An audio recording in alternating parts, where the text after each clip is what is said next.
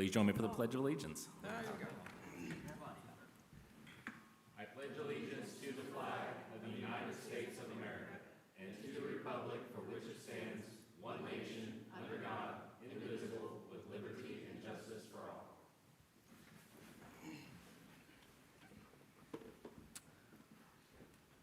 We'll see how loud this is. Oh, that's better. We'll move on to the consent agenda. Would anyone like to remove any items from the consent agenda? Seeing none, take a motion to approve. So made. Second. Roll call, please. Justin Orff, Yes. Jared Giddens, Yes. Aaron Peterson, Yes. Darlene Graham, Yes. Amy Hookstrat, Yes. Sean Lucas. Yes. And we'll move on to our service award. Ronald Hilburn, 5 years with the police department.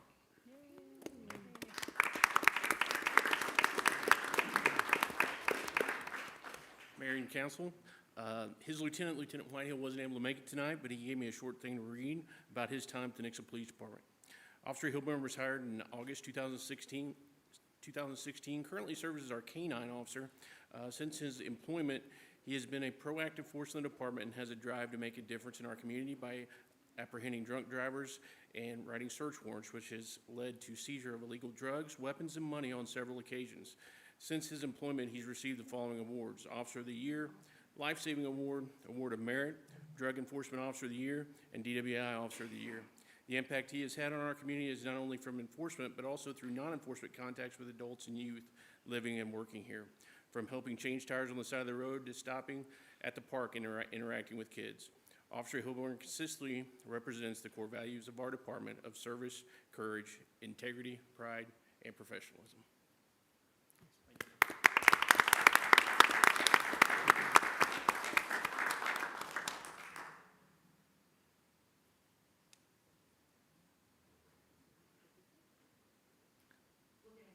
Okay. Go ahead and pose for your photo. We'll go over prepared for our photo.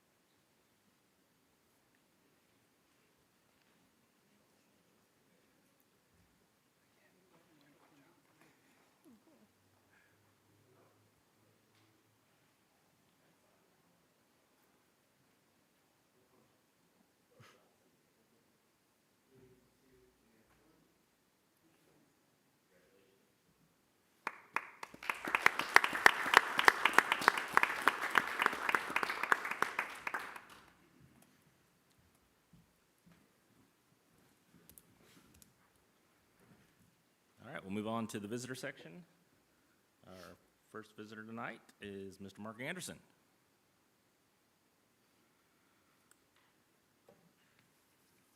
Hello, Mark Anderson, 101 South Main Street. Here tonight about the Creeping at the Crossroads. We've done it for, this will be the 4th year. Of course, we had to take last year off. The plan is to do the Saturday before, which will be the 30th of October. Requesting to shut down Main Street and Elm Street and also get use of the city parking lot as well. So plan is much, is very similar to like what we have been doing in the past and with the sucker days as well. Close down the parking lot the Friday night before, after business hours. So it'd be, I wrote down 4 o'clock on the permit. So sometime thereafter, close down the city parking lot, put up our tent. Next morning, bring in the band stage, set up for the beer garden, get our vendors brought in. And then the actual event will start at 4, go till about 10 o'clock in the evening. We will have live band, we will have a beer garden, we will have multiple vendors focused on the local community, local business owners being there to give out candy, trick-or-treating, and such. We'll have animal, kid, and adult costume contests, and prizes for each. So I guess this is just round one of the council meetings that we got to go through to get this done. Questions? Any questions? No. Thank you, Mr. Anderson. That sounds wonderful. I assume you got all the correct paperwork in place. Sounds good. Cool. All right, move on to our second visitor, Philip Dowden with Evangel Associate of Athletics. I don't think that's quite exactly correct, but we'll go with that. Good afternoon. I'm Philip Dowden. I'm the Associate Athletic Director at Evangel University. Just wanted to come and kind of make aware that Evangel Football has worked into an agreement with Nixa Public High Schools to play our football games at Nixa High School this year. 6 home games will be coming to the high school. Just want to thank the Nixa administration, Mr. Brandon Clark and Mr. Chris Russell for making that happen.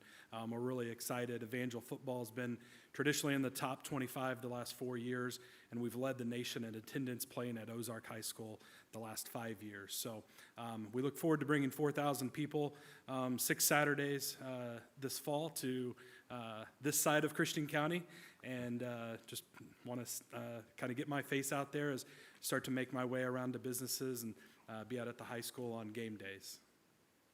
Thank you. Thank you. Thank you. That's great news. We're all very excited about it. Anybody else, Cindy? Yes, we have Mr. Jeff Belcher up next.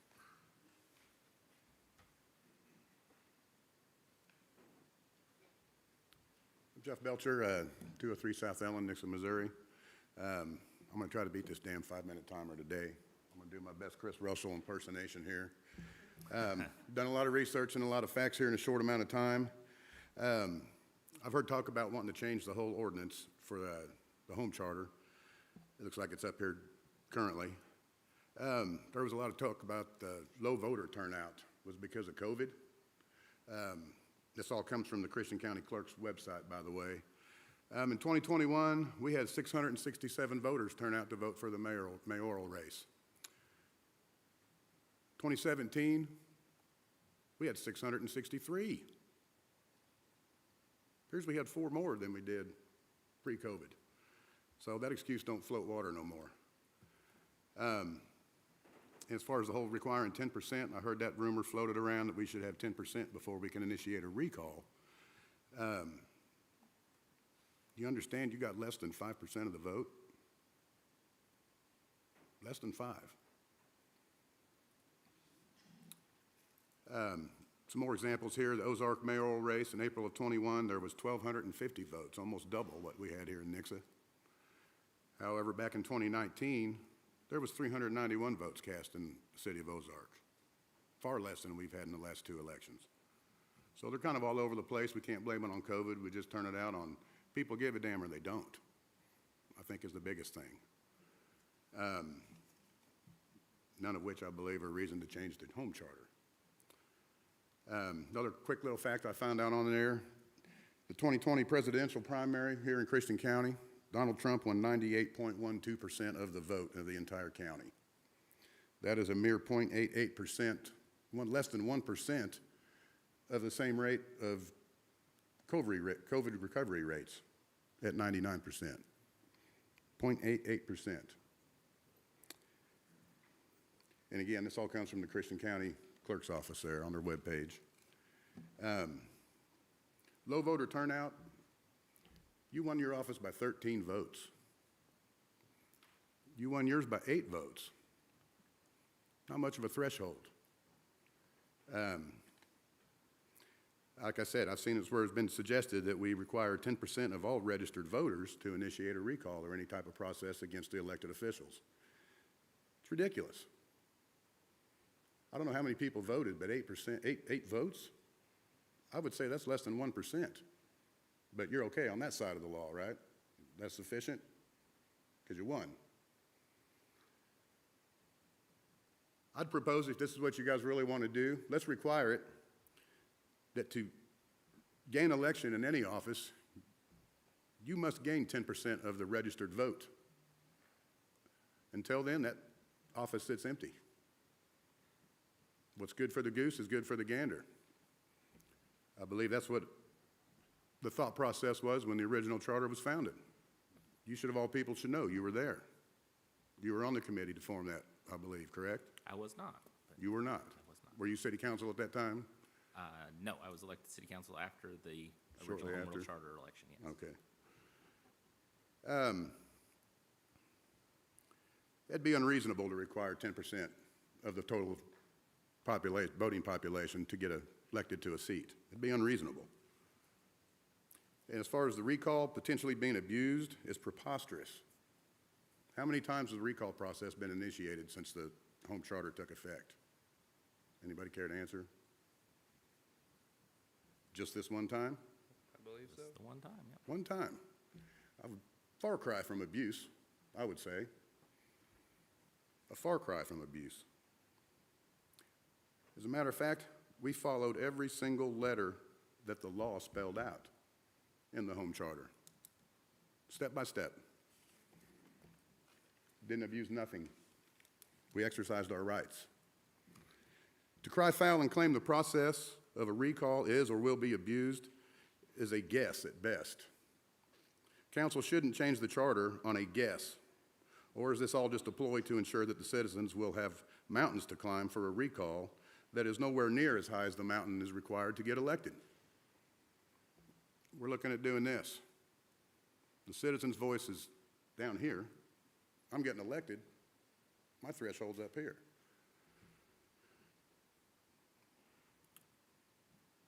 It sure looks to me, and most of us, like yourself, Amy, and Mr. Steele, are lobbying the Charter Committee only to secure your positions. It's blatantly obvious. Nobody likes a cheater. Changing the rules in the middle of the game is something children do, not a city council or a mayor. Desperation maneuvering does not equal leadership. It equals weakness. And that's what this is a display of with this amendment to try to change the home charter. Thank you. Thank you, Mr. Belcher.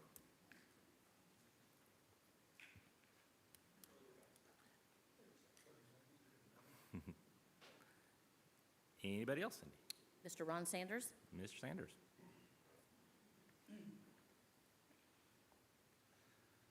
My name is Ron Sanders, and live at 976 Glen Oaks Drive. And I am surprised at the swiftness that you guys would move to do this. Threatened, your power's threatened. You know, the city is threatened by the people. That's quite a take. I understand the intent, though. I think that once people understand the situation, I think they will understand the intent also. And I'm not going to put words in your mouth, but this is the intent that I'm reading, okay? First thing that your intent signifies is that you want to reduce the people's voices.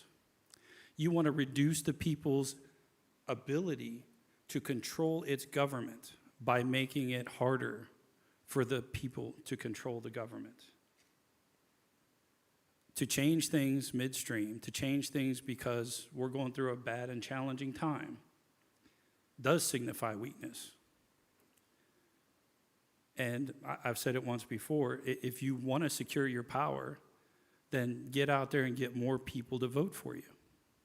Get out there and talk to people. Get out there and ask them to come to the polls. I'm going to simply go and ask people to show up at the polls. It's not a hard concept, but you know, when you're unopposed, do you really have to do that? Yes, you do. You do, because if you want stuff like this to not threaten your power, then you have the backing of more than 600 people in a town of 22,000. And to change it right in the middle of a situation signifies just one thing. Your intent is to minimize the people's input into the city's business. And that's catastrophic because you don't know who's going to follow you. You don't know who's going to come up behind you. Anybody ever hear of Bell, California? Anybody ever hear of the scandal in Bell, California? Let me educate you. 400 people voted for them to change themselves from a state charter to a home charter back in 2010. Within a year, the city manager was making $800,000, and the assistant city manager was making almost $400,000. They raised their taxes on people. They started running people out of their businesses. You know, they lived above their business. They changed the law. They wouldn't let people speak at the city council. And they changed one of the ordinance so that you couldn't live at your business address, driving people out of the community. There was only 8,000 people in the community, but people were making that much money. City council members in a town of 8,000 were making almost $100,000 a year, all because of 400 votes. And once those 400 votes were secured, the people could not come to the city council and address the city council because they had all the power and they knew that they could change the rules right in the middle of everything and keep the people from ousting them and give them the power to do whatever the heck they wanted. And they ran a pretty rough criminal enterprise. It took them 2 years. It took the people 2 years and the state's involvement to come back and oust them, get a, have an investigation, and they all went to jail except for one.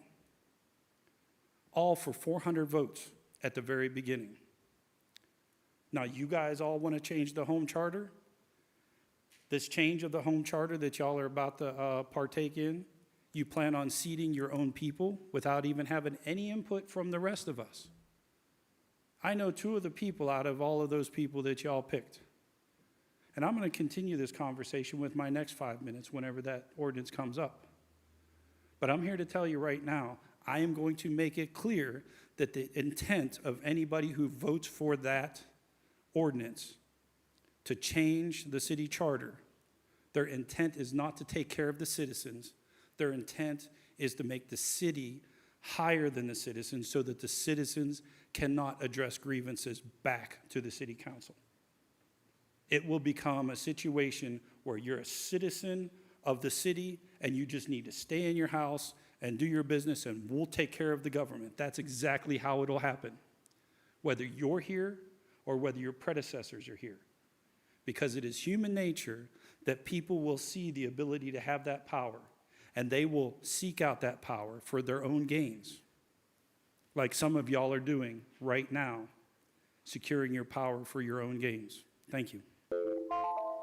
Thank you, Mr. Sanders. Anyone else? Sure. I'd like to respond. I'm going to try to keep it brief since this is all, we've gone over all this before. But I just want to reiterate some things. If you're responding just to the home rule charter, you want to just wait until we get to that part? We can discuss it all at that one time? Or you'd rather do it now? Whichever you'd rather do. It's not, I'll just do it now if you don't mind. No It's all problem. kind of rolled up together. As far as voter turnout, yes, our voter turnout is terribly low here. I wish it weren't that way, but it is. And as much as anyone else would like to see it go up, so would I, and probably so would everyone on this council and the mayor as well. But this is just my opinion, but in my opinion, an election is a moment in time where somebody gets elected, whether that's by 2 votes or by 1,000 votes. Somebody wins the election.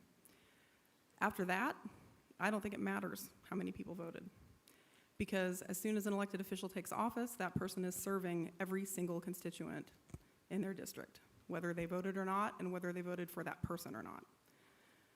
You know, when somebody emails me or calls me with an issue, I don't ask them if they voted or if they voted for me. I serve them because they're a constituent.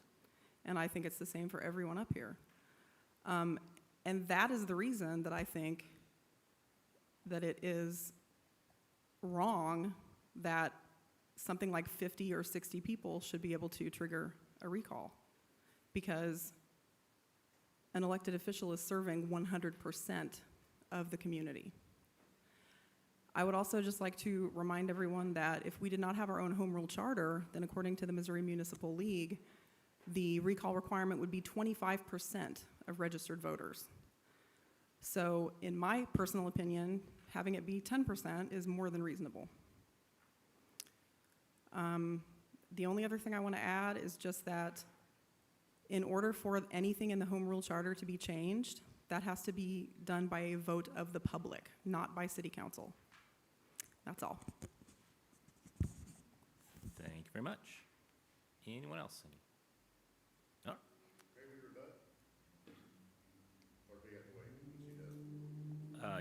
You can speak to the home rule charter thing during that part. She is a member of council. She's been elected to speak, so yes. We'll move on to our presentation section. Ms. Evans.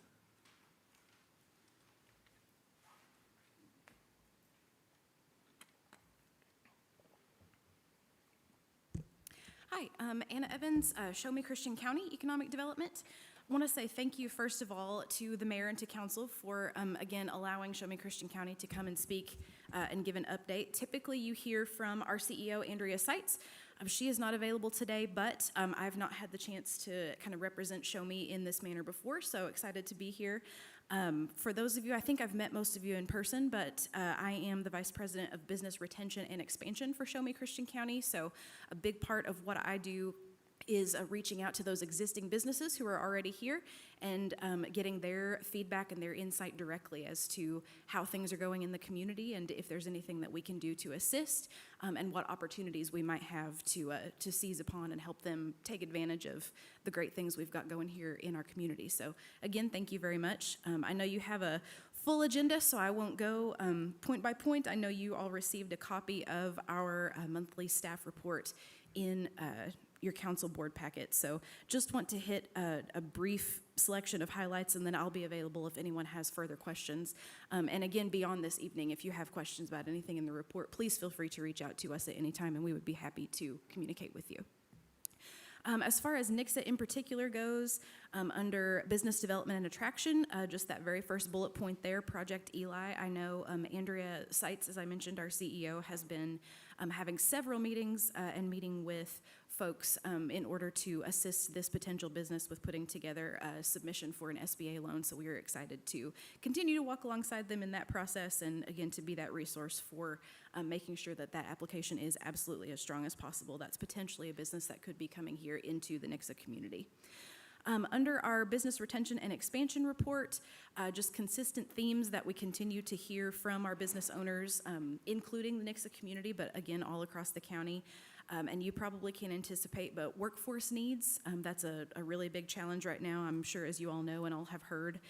So we are excited to, as of July 1st, have Mark Wallace on our team, has been promoted to Vice President of Workforce Development. So moving forward, this will be 100% of Mark's focus to kind of learn from the overall workforce development resources that are out there and be that point of contact and hopefully that resource to assist our businesses and to work with our educational institutions to make sure that we are, synergizing our resources here in our community. So Mark actually this week is in Tennessee undergoing his basic economic development course. We're excited for that for him, and I'm sure you will hear from Mark sometime in the near future as well.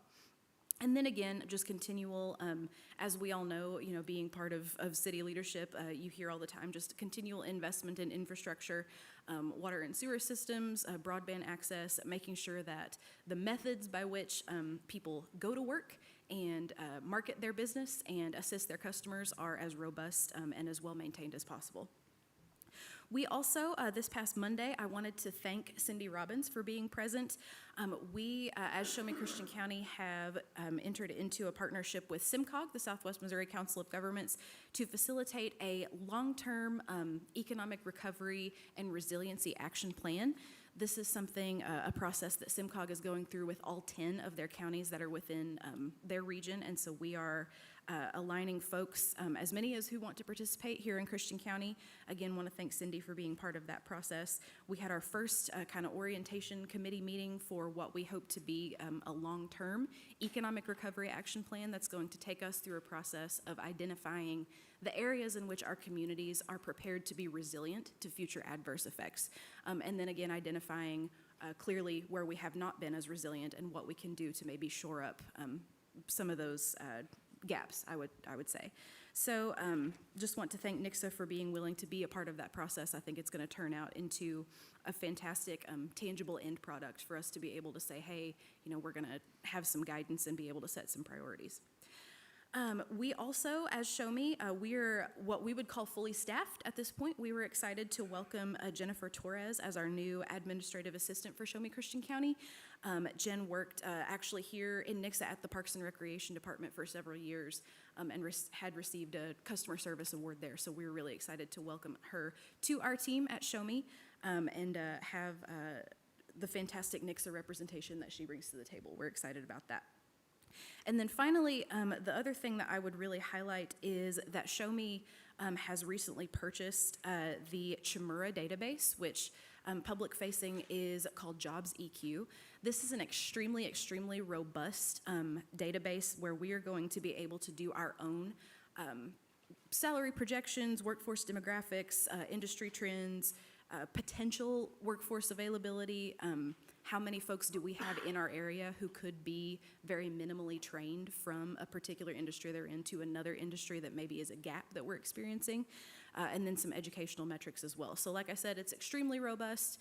We're thrilled to have access to all of this data where we can look backwards and then even do some future projections as well. So if there is anything or any particular reports or information that council is looking for, we would be more than happy to do what we can to make sure you have that information as well.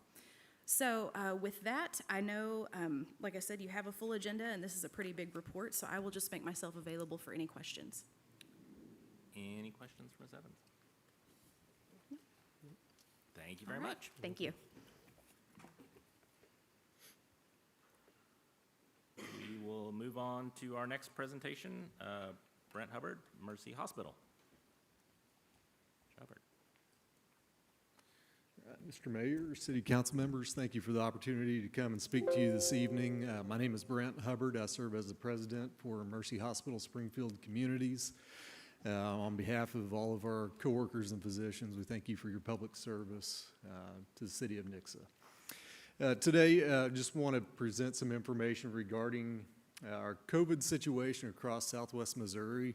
I have a few slides to go over, a lot of data points just to cover with you, and then have some more specific information regarding what's taking place in Southwest Missouri, and then be happy to answer any questions you may have.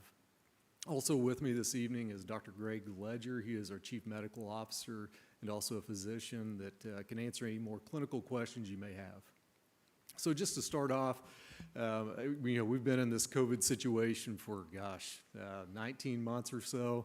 I know everybody's probably just about tired of it by now.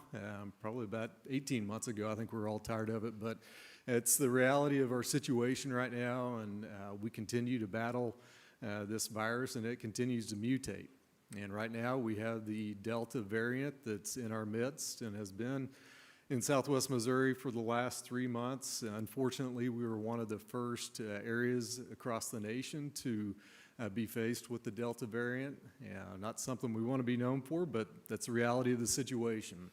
The Delta variant is incredibly contagious. It's about 60% more contagious indoors than the original Alpha variant, and about 40% more contagious than the Alpha variant outdoors. And so what that means really is that the Alpha variant, if you were to have the Alpha COVID variant, you would infect about 2 to 3 people. With the Delta variant, it's about 5 to 8 people. It's incredibly contagious, and that's why we're seeing the spread that we are and the amount of hospitalizations across Southwest Missouri. With the vaccine, I'm going to touch on vaccine towards the end of my presentation, but the vaccine has been about 96% effective on preventing hospitalizations for those that are vaccinated. So pretty incredible and profound data points. I think you'll see this play out in the rest of the presentation on vaccinated versus non-vaccinated. So as we move forward here, you can see, so I just want to orient you to this slide. The left-hand side of the slide is a snapshot taken about 4 to 6 weeks ago of our nation. You can see the red really shows the number of new cases per 1 million population. And you can see mainly it's the Midwest, Southeast part of the nation that has been most affected. And then you see the rapid growth on the right-hand side of the slide. This was taken about 2 weeks ago. And it's the same data points, just a different time period. And so incredibly fast-growing, infectious population. This slide here is just a different way to look at that same information. This is probably my favorite slide of the two, just from a visualization standpoint. But you can see those that are in red and darker red on into maroon color are the areas that are most impacted. But the left side of the slide shows the end of June timeframe.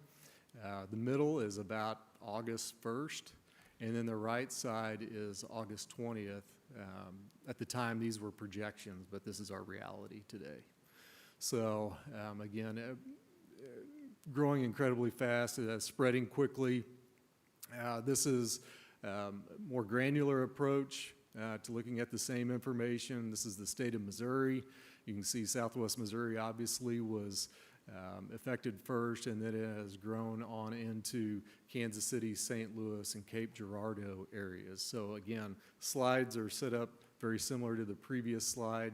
We've got July 1 on the left, August 7th in the middle, and then August 20th on the right hand. So again, quickly spreading virus, and not just Southwest Missouri affected right now. So this is a slide that just shows our hospital projections for really the Springfield area or Southwest Missouri region, and it dates back all the way back to April of 2020. You can see where we had very few hospitalizations back in April of 2020, and then it started to ramp up in November of 2020. And then it tailed off in that April, May timeframe, and then started to pick up again in June. And you can see the more rapid increase in hospitalizations with the Delta variant. And so we've been in this surge for the last couple of months. It's been incredibly disruptive, and it's a much younger population that is affected and hospitalized. Back in the first surge, we had an average age of hospitalized patients around 80 years old. Right now it's about 63 years old. And so I'm going to share some more specific age information here in just a few minutes. Now, this is probably the most profound and impactful data point that I've seen throughout the pandemic. So I just want to orient you to this slide. The green bar it really represents non-vaccinated population. The blue bar represents vaccinated. And so you look at the graph on the left-hand side, the disease incidence. So the disease incidence per 100,000 population is in the green, and that's the number of people affected or infected with COVID that have not been vaccinated. And then it's the same data point for those that have been vaccinated. And so that's in the blue graph or the blue bar. And there's an 8-fold reduction in the likelihood of being infected with COVID if you've been vaccinated. The next two graphs are even more profound. So again, green bar shows non-vaccinated, blue bar shows vaccinated. There's a 25-fold reduction in hospitalizations if you are vaccinated. And then same goes for dying from COVID. There's about a 25-fold reduction if you've been vaccinated. So again, pretty profound data points. This is data from CMS, and a lot of studies have gone into all the data points I've shared with you, but again, this is very impactful. If you need just a data point to talk to your family about or friends about, this is it. This is also another, I think, a pretty simplistic way to look at our current situation, especially as you look at vaccinations. This is an article from the Wall Street Journal, but the left-hand side of the article shows a depiction of what hospitalizations look like while also looking at vaccinations. So orient you to the graph. The x-axis shows the percent of the population in each state fully vaccinated, and then the y-axis shows hospitalizations per 100,000 residents. So the top left-hand quadrant is not where you want to be, but however, Missouri is in that quadrant, showing that we've got much less vaccination rate than those that are in the lower right-hand quadrant, which means we have greater hospitalizations. And so you can see every state that has low vaccination rates is in the upper left-hand quadrant. So today we did get some really good news. The FDA did fully approve the Pfizer vaccination. And so that's just, again, we all expected it probably first part of September, happened a little quicker. So it's really good news, especially for those that have gotten the Pfizer vaccination, just a reassurance. And I think that's what we are seeing with vaccination rates the way they are. There's just a little bit of hesitance without the full FDA approval. And with this, we expect to see increased vaccination rates. Now, I want to go into a little bit more specifics. That's the last of my slides, and just have some data points I want to share with you verbally. This changes almost daily, so don't have updated slides. But today, across what we call Mercy Hospital Springfield communities, so our hospitals in Springfield, Lebanon, Aurora, Cassville, and Mountain View, we have 110 COVID patients in the hospital right now. 73 of those are considered infectious or infected with COVID currently. We have another 28 that are considered non-infectious, which means that their hospital stay is going beyond their infectious period, their 2-week infectious period. And so what that really is telling us, and what we are seeing, is that these patients are sicker and they have more complications from COVID and are staying in the hospital longer. We have another 9 COVID positive patients in our regional hospitals.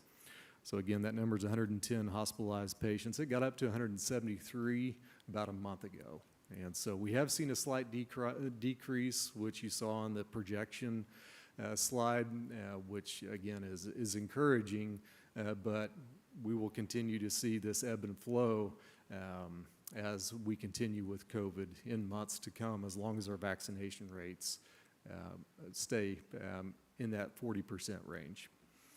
We had 5 new deaths over the weekend, a total of 59 deaths in August. So we're averaging about 3 deaths per day right now. Since July 1, for patients that have been hospitalized and in our ICUs with COVID, 53% are dying. And so you have a 47% chance of making it out of the ICU if you have COVID, which is, those are not great percentages, especially in healthcare, and not something that we would encourage gambling your life with. In Springfield today, we have 20 in the ICU, 16 on events, an incredibly high vent rate. We have 1 patient under the age of 10, 0 patients between the ages of 11 and 20, 2 patients between the ages of 21 and 30, and 7 patients between the ages of 31 and 40.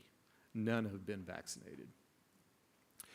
So right now, 96% of our patients are unvaccinated that are hospitalized. Those that we are seeing hospitalized that have been vaccinated have multiple comorbidities or multiple complications outside of COVID. But we are seeing that those patients are not as sick. We're not seeing those patients go to the ICU.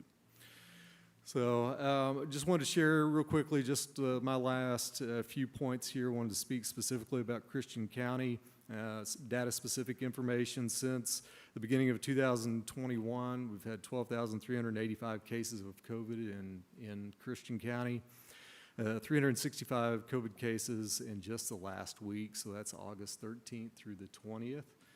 365, again, that's reported cases, so if you've had a home test and have not had a test either through the health department or other official testing, those numbers would not be counted in this.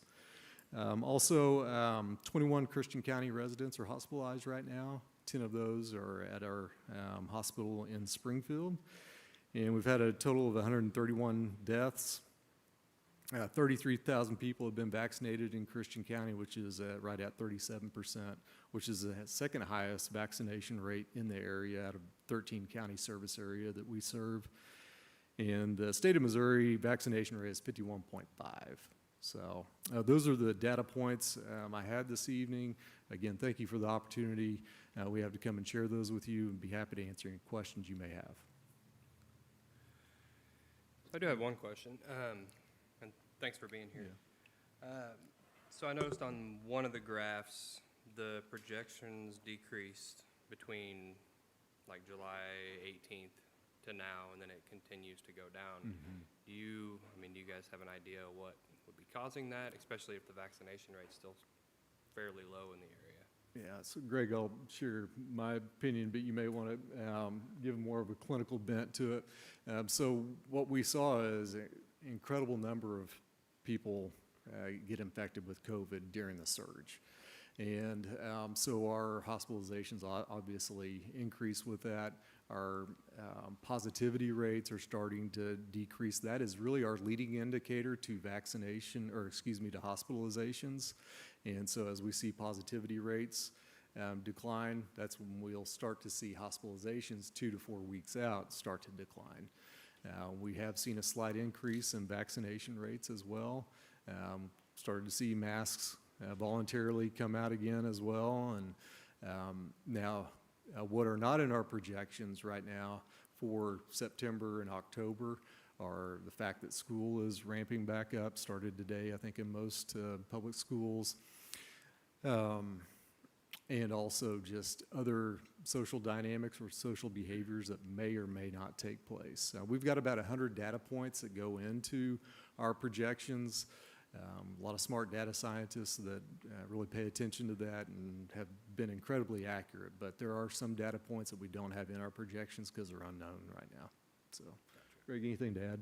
One thing that Frank pointed out too was the infectivity rate. And so what that means is the number of people who get tested who test positive. And right now we're at 18 to 20%. That needs to be down below 5% to stop the spread. So even though you saw that come down, our projections only go out to September. We're still at higher numbers than we had back in December and January. So we don't know yet what it will look like in October, and we're updating those projections weekly.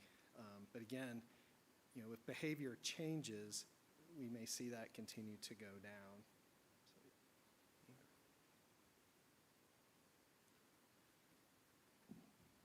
Any other questions?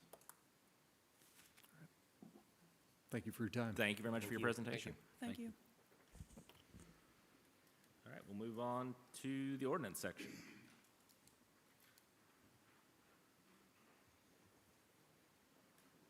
First reading, Council Bill Number 2021-087, an ordinance of the Council of the City of Nixa establishing a charter review commission to review the city's charter and recommend any proposed amendments thereto.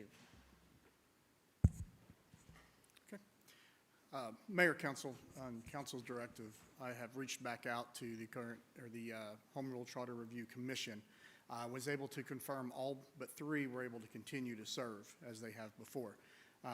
Before you tonight are the current members plus the 3 replacements that I would like to make a recommendation for tonight.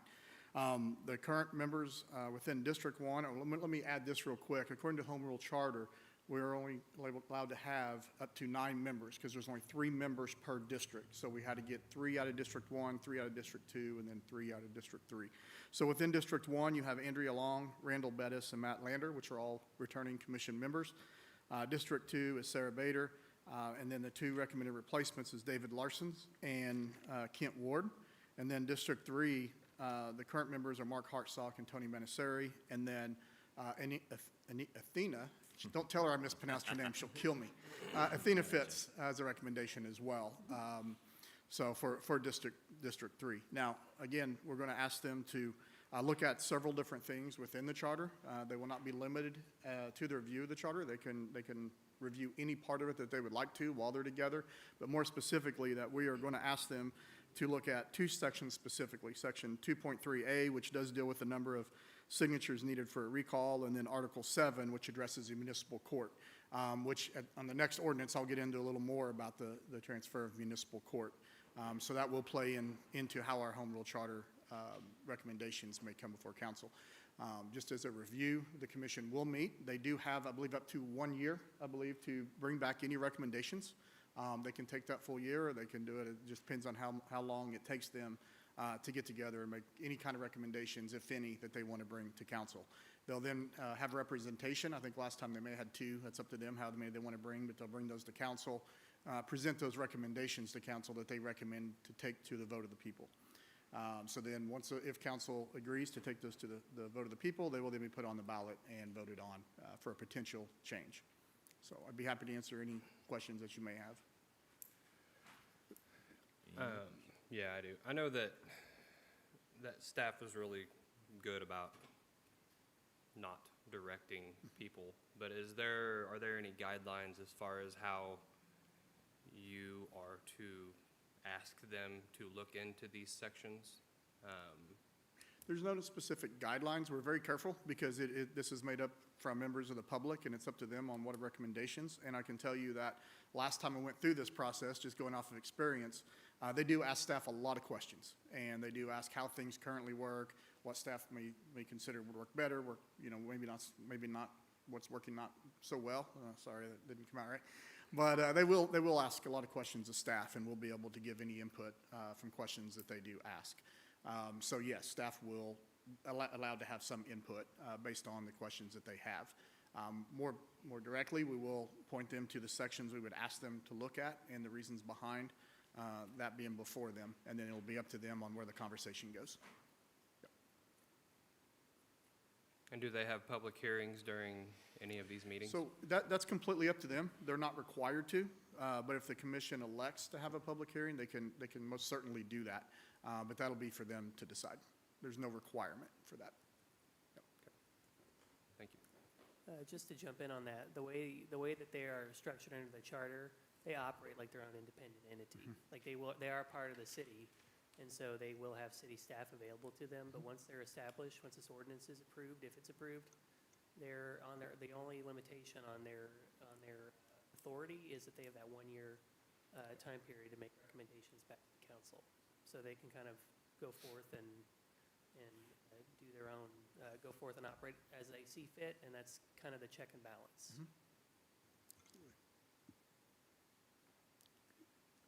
Any other questions? Okay. Thank you very much. Thank you. We will open up the public hearing. If you'd like to speak to this item, you can do so at this time.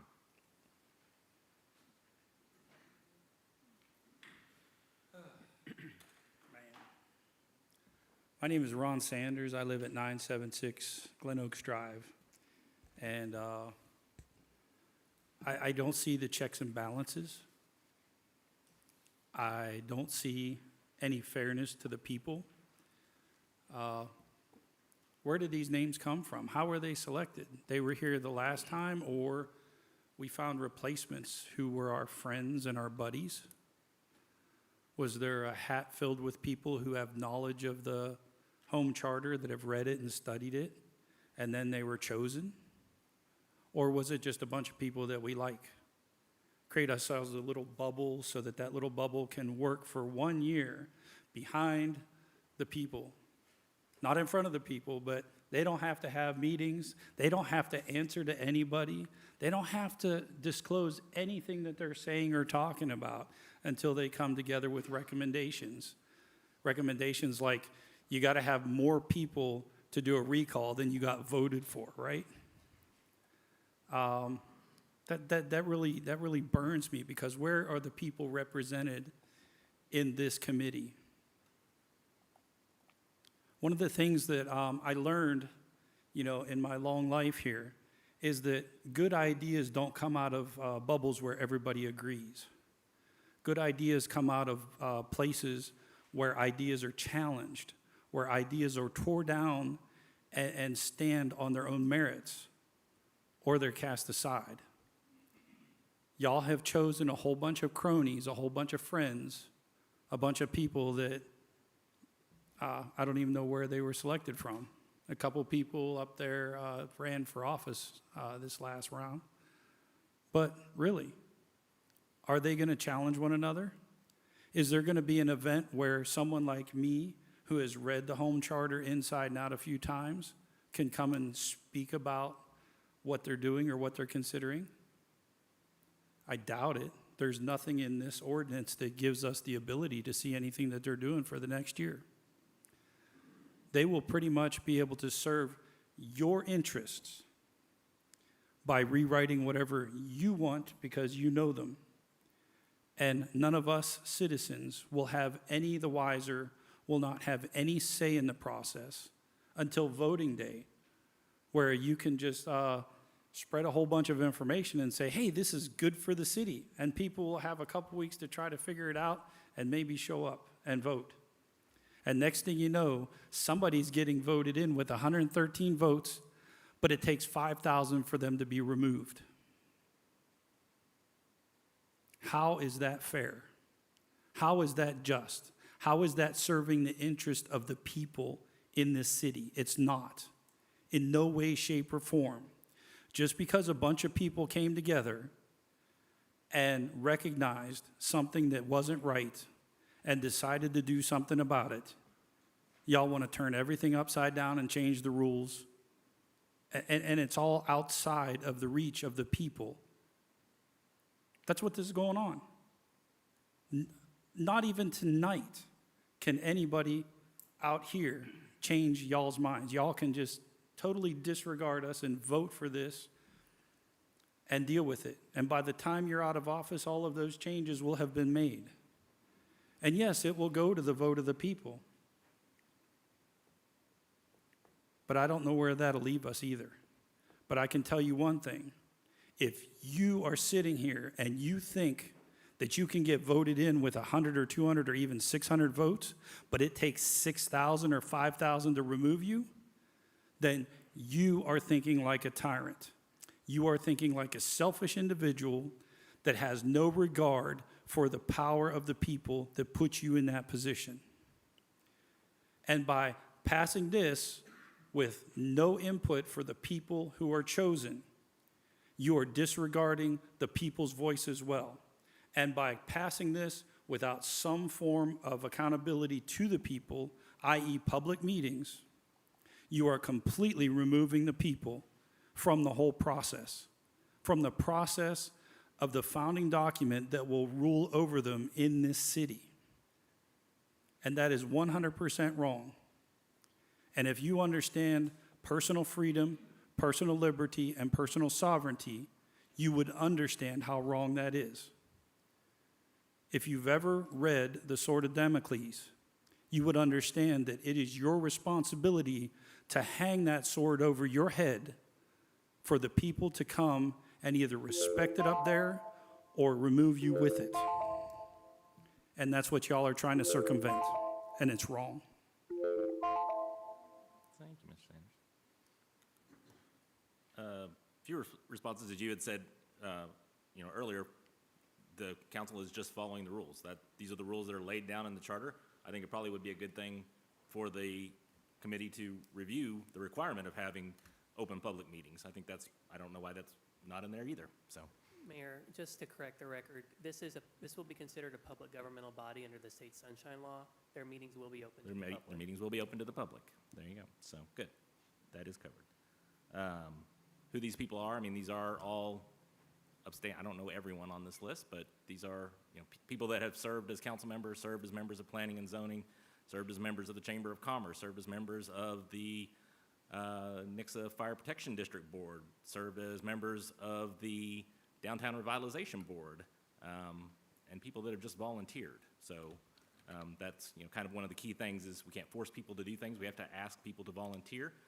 All of these people volunteered to do this job, to spend up to a year working on something.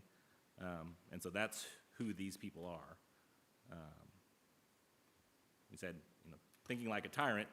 I don't think anyone here had said 5,000. I don't know where that number came from, but that would be what you would have to get in any other city in the state of Missouri for a recall. I'm not saying that that's the correct number for us. Our number could be much less than that, and that's one of the reasons we can have this group to speak to that outside of the city council.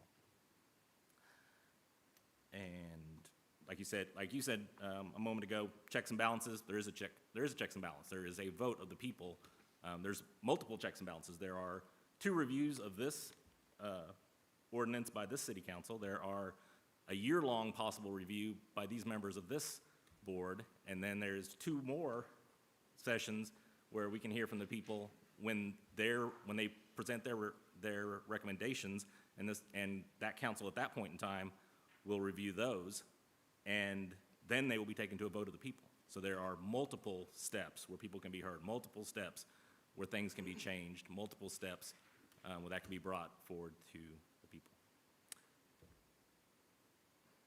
Anyone else want to comment? Yeah, well, and just to add about the numbers, I believe there's about 16,000 registered voters in Nixa currently.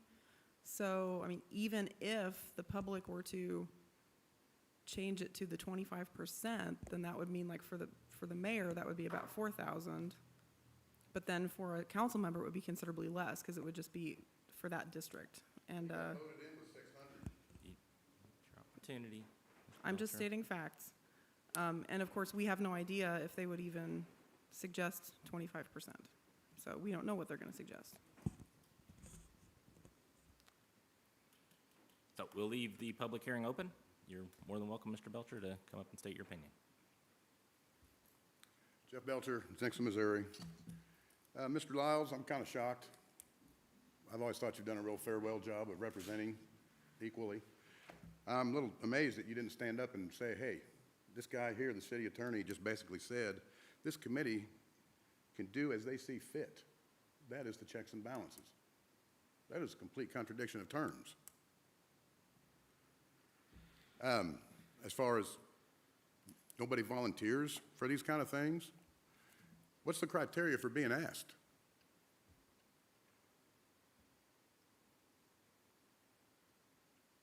Did you volunteer to any member of this council or any member of staff to be on that committee? Well, I figured there'd be a meeting on it. You know, hey, we're looking for people to do this, represent this process to change our home charter. Mr. Ward volunteered to be on this board at the exact same last meeting that you were at. He Okay, came well, up to staff, asked, I would like to be on this board that you again, I've discussed. sat Can you through please do 3-hour that?" meetings plenty over the last 11 or 12 months, which leads to my next comment here. October. We're a couple of weeks shy of October here. Well, 11 months. Came in, my very first meeting. Rescind the mandate, resign, or recall. This recall has been on the board for 11 months, people. Why in the hell was there no problem with it till now? Did you have a problem with it? Our process? Publicly? Did you? Did you? Not the process. Did you think we needed to change it 11 months ago when it got brought up that, hey, this might be real? You weren't here and you weren't here. Darlene, did you think it was a problem that needed to be addressed 11 months ago? Why the urgency then? Why? You didn't take it serious? You didn't think your power was threatened? Because that's damn sure what it looks like. Desperation. Mr. Belcher? Yes. I'm going to ask that you please watch your language. There are viewers online and could be children present. Sure, sorry about that again.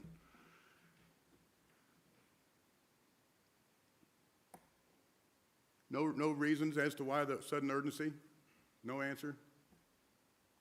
Is this where we wander off back to staring blindly into space? I'm not sure what you mean by urgency. Why now?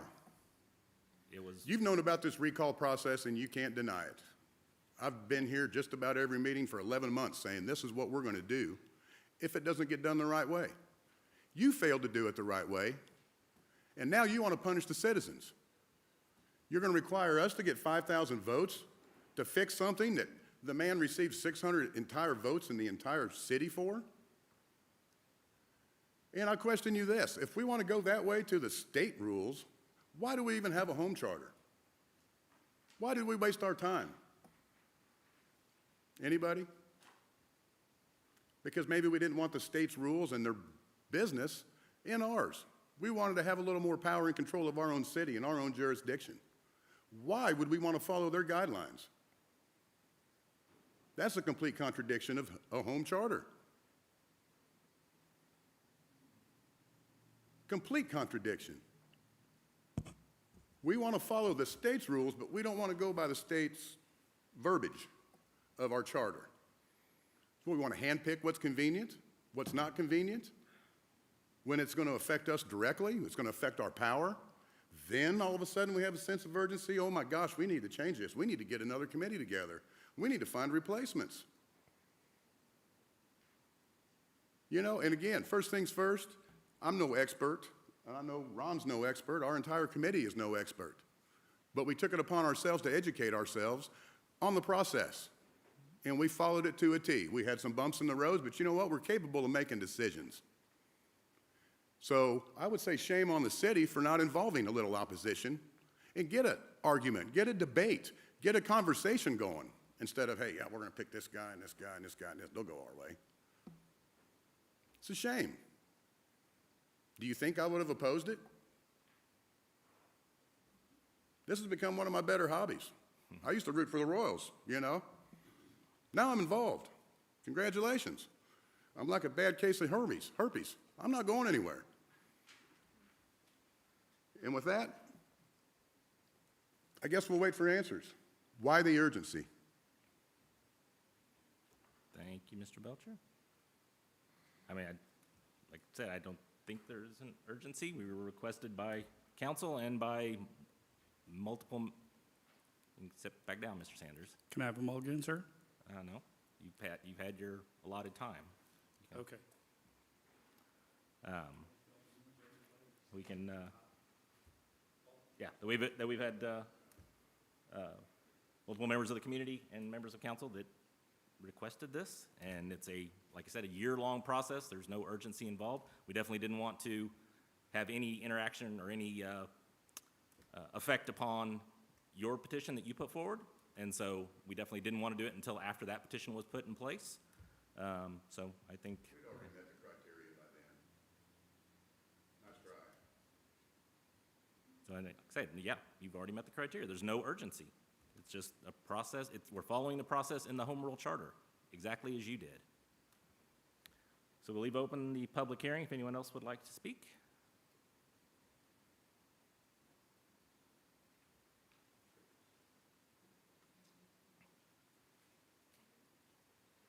My name is Sandy Carnes. I live in Nixa, and I have never done anything like this before.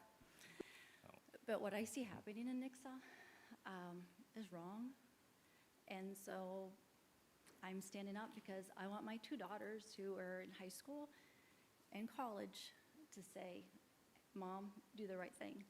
And I see people here I don't think are doing the right thing. I think everything these gentlemen are saying is true. I think there's a lot of backdoor stuff happening.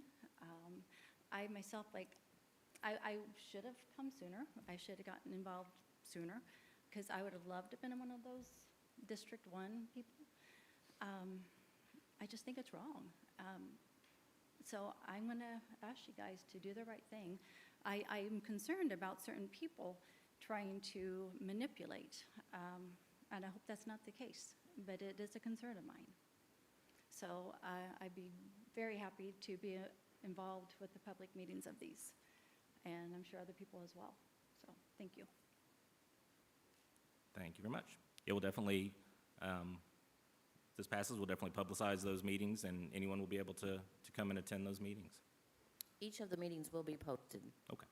Thank you, Cindy. We will leave open the public hearing and close the public hearing. Any further discussion? Questions? All right, move on to the next one. Thank you, Cindy. First reading, Council Bill Number 2021-088, an ordinance of the Council of the City of Nixa transferring the Nixa Municipal Court to the Associate Division of the Christian County Circuit Court.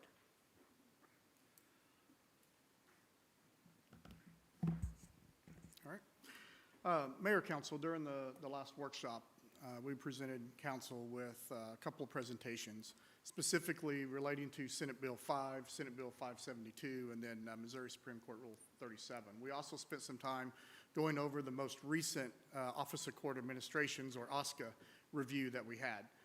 Whenever that review was done, I can tell you that, as I said before, we were very pleased overall. Our court system was in honestly, a pretty good shape and a pretty good place. But there was a few areas of concern that we had during that review of the recommendations that were made. One of those being the financial oversight. For example, OSCA recommended that the finances of the court or and the bank statements only be allowed to have access between the court administrator, the court clerk, and the municipal judge. That is a concern for the city because that takes it outside of our financial or internal policies and control policies, so we would have no oversight to ensure that there would be no fraud or anything like that. Obviously, we have very good staff and we trust them, and our Judge Harris is very good. But again, that's an elected position. You never know who you're going to get from time to time, and it's our duty to make sure that we have good financial oversight. I can tell you that currently, the judge is not interested in being on that checking account, so because of obviously there's some issues there as far as concern of oversight. So that would really put our finances in control of one or two people, which is a little concerning. So that is a concern of ours that we started looking at. A couple other concerns that we had was the supervision of the court personnel. One of the other recommendations, although it was not a written recommendation, it was a verbal recommendation that we talked about with OSCA quite a bit and quite intensively. And that was that the recommendation was the 2 court personnel that are employed by the city of Nixa would only be supervised by the judge, and the city would not have any control or supervision over them, would not complete their annual performance reviews, would not have would not be able to hold them, quite honestly, accountable for anything. We wouldn't be able to administer any type of discipline. That would have to be done by the judge only. And that put us in a position where a part-time judge that would work anywhere from 6 to 8 hours a month would have to supervise 2 full-time employees that are working 40 hours a week. Again, Judge Harris is fantastic, but again, it's an elected position and you never know who you're going to get at every election. And that is a concern, a liability concern for the city, because we would still be liable for them, but wouldn't have any supervision over them. So that is a concern as well. Just a couple other things that we looked at just in review. Whenever you looked at 2020 and our fines and court costs totaled about $91,000, a little over, but our expenses were about $131,000. So we had a loss of about almost right at $40,000 last year. I can tell you so far this year, we're on track to have another loss this year in the municipal court. So again, that's an area of concern. I can tell you that if we do move the municipal court over to the county, that will change a few things as far as the way those finances are handled. The court clerk fees will be collected. They'll be collected by the circuit clerk's office, but Nixa will continue to receive the fines. So all the court fees that are currently collected would be collected by them. Those court fees would then be split up. 80% would go to the state, and about 20% of those would end up going to the county. And again, the municipal, we would continue to collect those fines. The court fees as well, the clerk fees will go up if we move it to the court from $12 to $15. So there is a slight increase that is required whenever it's transferred over there. So there would be a small increase to those fees. Again, that goes to the state and the county and not the municipality. I want to also mention that there is a little bit of concern with liability that we've had with transporting prisoners over from the county jail to the municipal court. We have to take officers off the street to do that, and then there's a liability of transporting them. The police department also has to provide a bailiff at every court day. If we were to move this to the county courts, we would no longer have to provide a bailiff. We would no longer have to transport any prisoners. They would all be handled right there at that location in-house. So that would also lower that liability on the city and would also keep officers on the street instead of pulling them off the street to do those duties. And then, sorry, I just want to make sure I touch on all the points here. Cindy and I did meet with Judge Johnson and the Christian County Circuit Clerk, Barb Stillings. I'm sure several of you are familiar with both those individuals. We had a very good meeting a couple of weeks ago and talked about what that would look like if we moved the municipal court over to the county court. There was a little bit of a concern on both parts from the judge and Barb, and that concern was the caseload that would be taken on by the circuit clerk's office. because I can tell you that Ozark is considering the same move, and if they have to take on all of Ozark's cases and all of Nixa cases, they wouldn't be able to handle that caseload with their current employees that they have, because they are, again, as everyone is right now, a little short-handed. So they did make the request that if we make this move, that we would consider splitting a full-time court clerk with the city of Ozark. I can tell you Steve and I have had many conversations about that. They are willing to do that split as well, although not officially yet. It's all just been verbal conversation, but they've agreed to split the cost of that. For the city of Nixa, that would mean probably around $20,000 a year to pay for half of that salary and benefits. Now, it could be, I say 20 to 25 in my memo because we're still waiting for the final numbers. I know Barb emailed today and said that they're going to meet with the commission later this week and discuss those. So I expect to hopefully have some of those finalized numbers by the end of the week. But that is a recommendation that they made, and if we do split that cost, we will enter into an agreement, an IGA, with the other entities to make sure that everything's covered legally. And my recommendation to Judge Johnson was that we would only do a year-to-year agreement. And the reason I would want to do that is so that, one, we're not committing beyond a year. We can evaluate at the end of every year whether or not we need to continue paying the part of that salary of that person. Because as Barb explained to us, the way that the state handles that is at the end of the year, they evaluate the caseload that they had that prior year, and then the state decides whether or not they get an additional individual.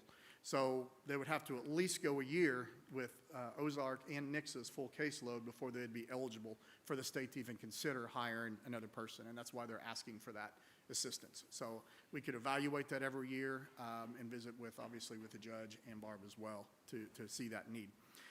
If we do move the court, I'll also mention that we do have 2 court personnel currently within our court division.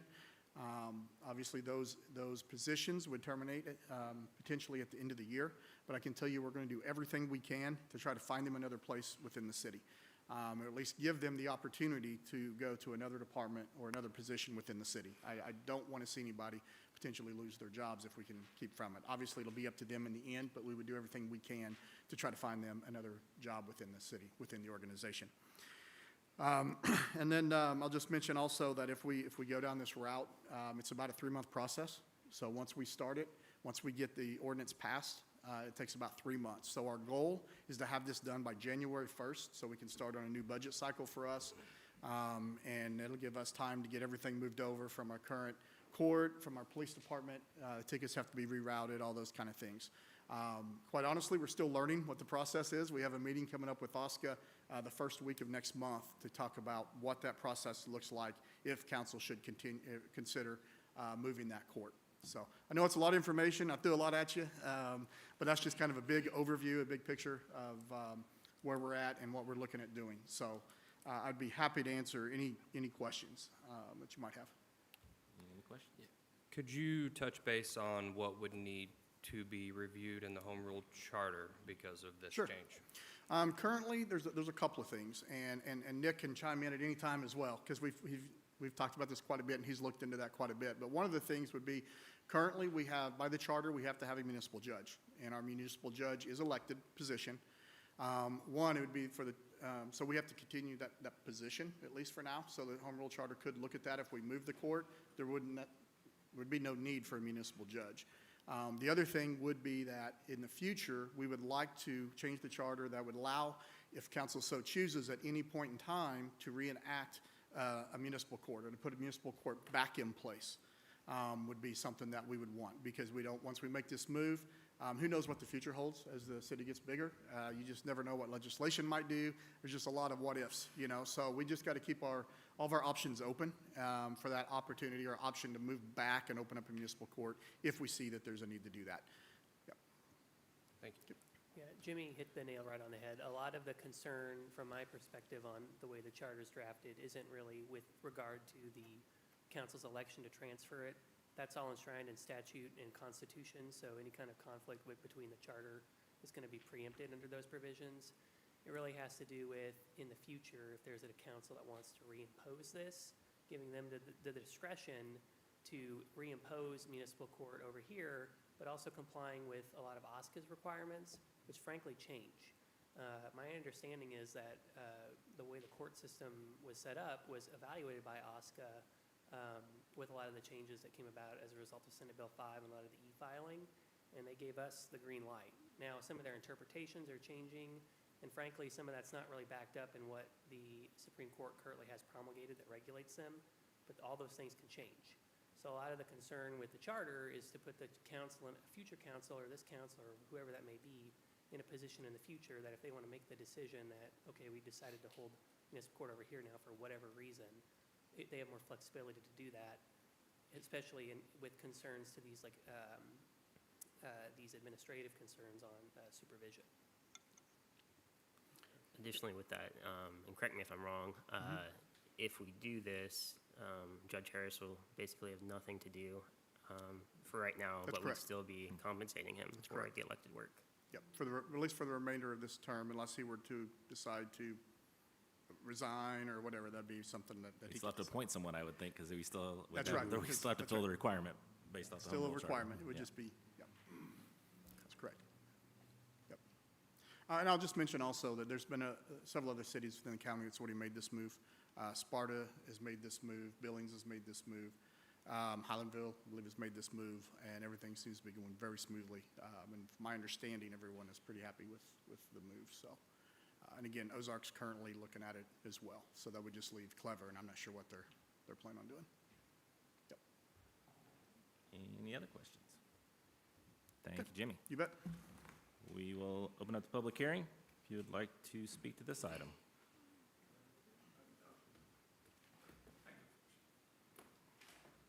I'm back. Oh, boy. Quick study here. First of all, I don't remember how many votes the judge got to sit in his seat, but I would imagine that that would be affected by the recall as well, because I think it's 10% to recall him as well. So as far as supervision goes, unless y'all have the ability with the state laws or the state constitution to have like a civilian review board for the judge, you know, just to look into his performance and stuff, it would be up to the people to supervise the judge. And that's what that recall is all about. That recall isn't just for your seat. It's to put the people in charge of supervising the judge as well. Now, what y'all are talking about doing right here is removing your justice, okay, your third arm, and putting it over there with the county. And it'll be handled by the county, out of your reach, out of your sphere of influence, let's say. And I don't believe that that's right. I believe that any community that wants to stand up and serve the people with laws to keep us, you know, civil, to keep us moving together, and to keep us from hurting one another or doing things to one another, we should be prepared to pay for those laws, okay? In an ideal world, nobody would break a law, and it would cost this city right now $131,000. We just stroked a pen 2 weeks ago to spend $50,000 for a fence. But now we're not willing to spend $39,000 or $40,000 to enforce our laws, to have an enforcement mechanism, a fair enforcement mechanism, right here in our jurisdiction. Everybody who would have a transgressions of our law would have to travel over to Ozark, to the county seat, and have to deal with all the county people, some that we don't know, some that don't live in our community, to go see the judge. To go see the judge that may be appointed, may not even be elected.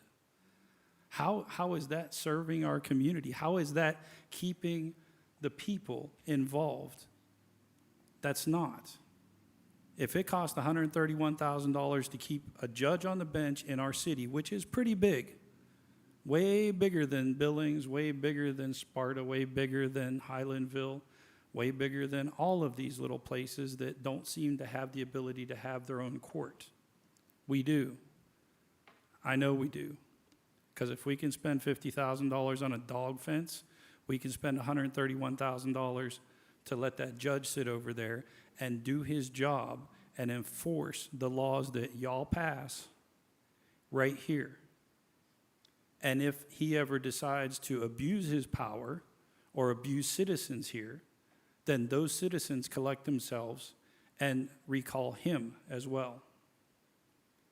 That's only fair. To do anything else here would be to completely remove the citizens from the whole process. And that's what it looks like. Honestly, that's what it looks like. I would rather trust the citizens 100% to do what's right and spend a little bit of money to pass laws that are never transgressed than to possibly have them go over and have to contend with a strange place outside of our jurisdiction, outside of our purview, outside of this site, to be wondering, how were these people really treated when they go over there? If something bad starts happening, it's going to be the guy going in there's word versus all of those people at the jailhouse. And if somebody really is abusing their authority, they have the protection of the whole county. Plus, they're over there. How many people are going to be able to travel to go watch a judge work? How are they going to be able to sit down and be a witness to their friend being judged fairly or unfairly in front of a judge in a court? They're not, unless they happen to work over there and get lunch off or something like that. But at least here where they live, they will be able, or at least they will have the physical, the geographical, and the understanding that they are protected by the city. They're protected by you. They're protected by the home charter with that recall that y'all are talking about changing. And that just wouldn't be right. I think you should keep it here and make sure that $180,000 or $130,000 is in the budget to cover it just in case nobody ever gets a ticket for a whole year. Thank you, Mr. Sanders. Just a couple of points there. We don't, the city council has no supervision over the judge and any of his rulings, so we don't do any of that anyway. But the county judge does have that. All the Christian County judges are elected, so they're not appointed. They're all elected by residents of Christian County as a whole. And that's all I have. We'll leave the public hearing open. If anyone else would like to speak. Jeff Belcher, Nixa, Missouri. Mr. Lyles, you did mention in your presentation there that part of the holdup was, I guess, a lack of staffing at the courthouse. That was a concern, yes. A concern? Okay. Why don't we just take one of the three people we just nominated there on our board for the reviewing the charter, give them a job? We actually have staff members in our municipal court that would be good for that position. Well, I think that'd be great. Moving our judge away again, it seems wrong. Why? Well, if it's not broke, don't fix it. As far as the understaffing at the courts, I did notice you did bring in another Mercy expert to address us on the COVID thing.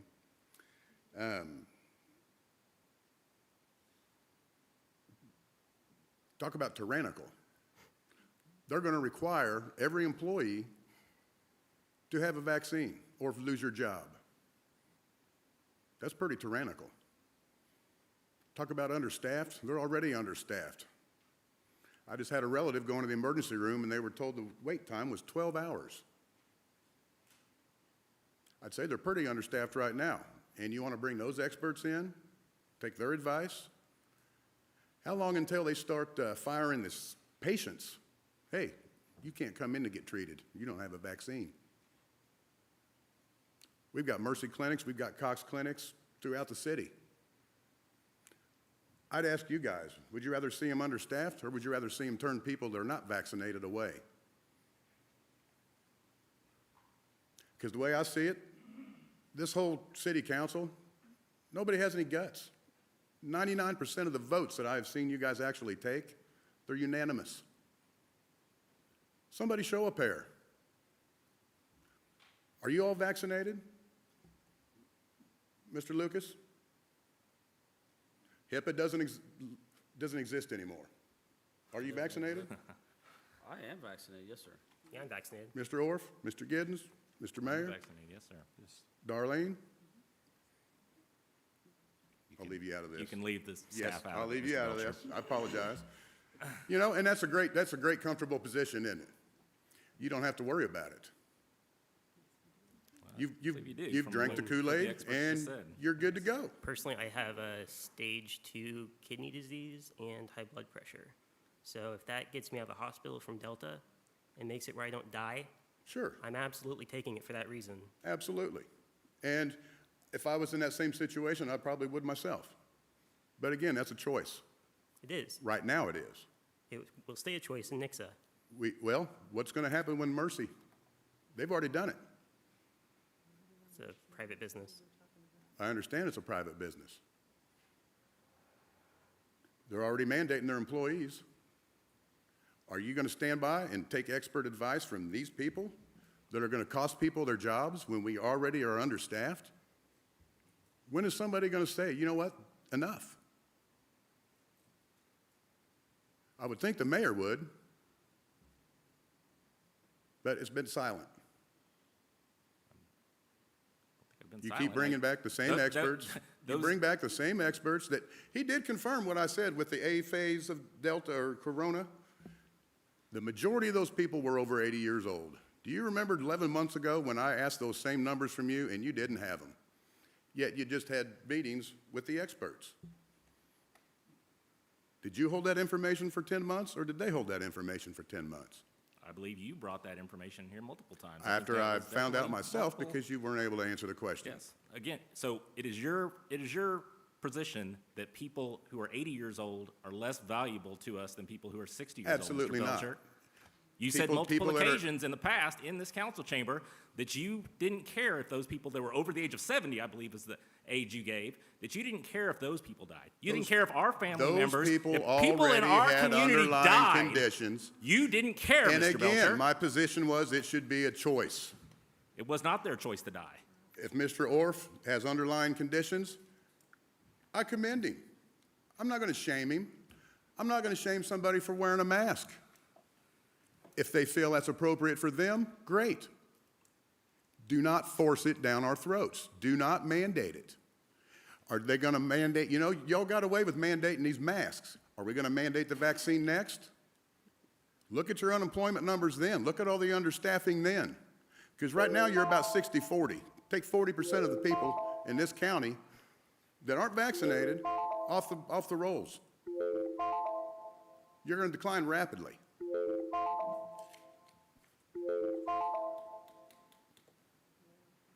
Again, as you've said in the past, and we, as an organization, condemn that every life is important, and just because someone is 80 years old and they pass away is not a reason for us not to try to protect their life and safety just as we protect every other member of our community. It is more of our requirement that we defend those people, especially those people that cannot defend themselves. If you believe COVID cured cancer and car wrecks and emphysema and obesity. All right, we will leave the public hearing open. If anyone else would like to speak, they can do so at this time.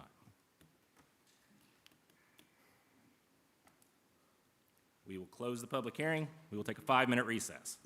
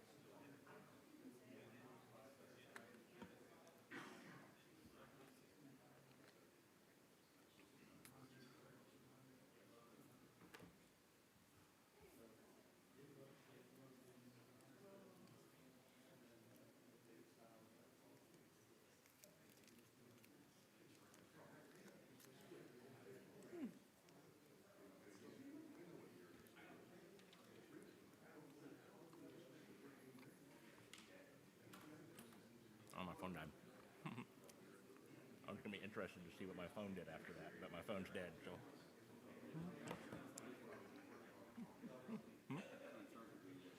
Oh, lightning, Apple. No, it isn't Apple anymore. It's all right. I don't need it.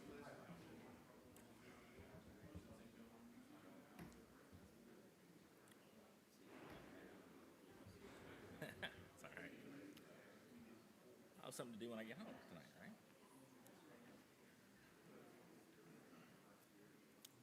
You can tell them next time, not this time, because I didn't give you guys the discussion section, so I just skip on to it. Next thing, right?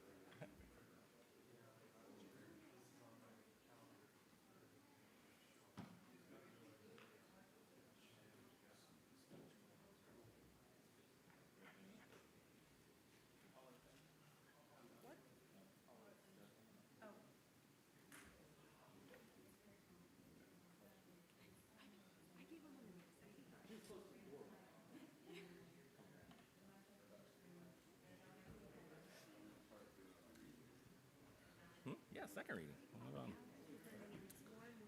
I know. My gavel didn't break. That's good. We'll bring the meeting back to order. And we'll move on. Did I forget to close the public hearing in the prior section? I did? Oh, I did. Oh, good. Thank you. All right, we will move on to our second readings. Bill 2021-081. Second reading, Council Bill Number 2021-081, an ordinance of the Council of the City of Nixa establishing and levying taxes on real property in the city for the 2021 tax year. Good evening, Mayor and Council. At your last meeting, I provided you information on the tax levy for 2021. In order to set the tax levy, the city is required to pass an ordinance levying the taxes. We also have to publicize a legal notice of the levy hearing and hold a public hearing. Tonight is that public hearing. Also, I told you that there was a possibility, I was waiting for the final version of the performa from the state auditor's office. Last year, our tax levy was .3246. This year, however, they changed it. Our tax levy went down based on valued assessment. So this year, the new tax rate that I'm proposing is .299. The first ordinance that I presented had the .3246 in it. So I am asking tonight for you to consider the ordinance with an amendment down to the .299 from the performer from the state auditor's office.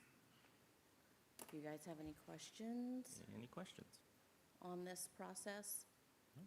I thought that might happen. I think I said that the last time. Yeah, the valuation went up. Yeah, our drastically, valuation did and go up so a lot this year. therefore, yeah, you did. You called it. All right, no questions? We will open the public hearing. If you'd like to speak to this item, we do ask that you keep your comments to the item on the agenda, please.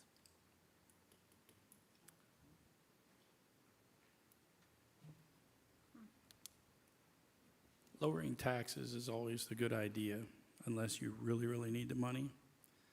And, well, here we are. Sounds like a good idea. Thank you, Mr. Sanders. We'll leave open the public hearing.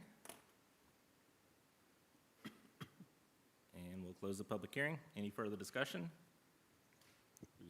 Motion to accept the amendment. I'll make the motion. I'll second.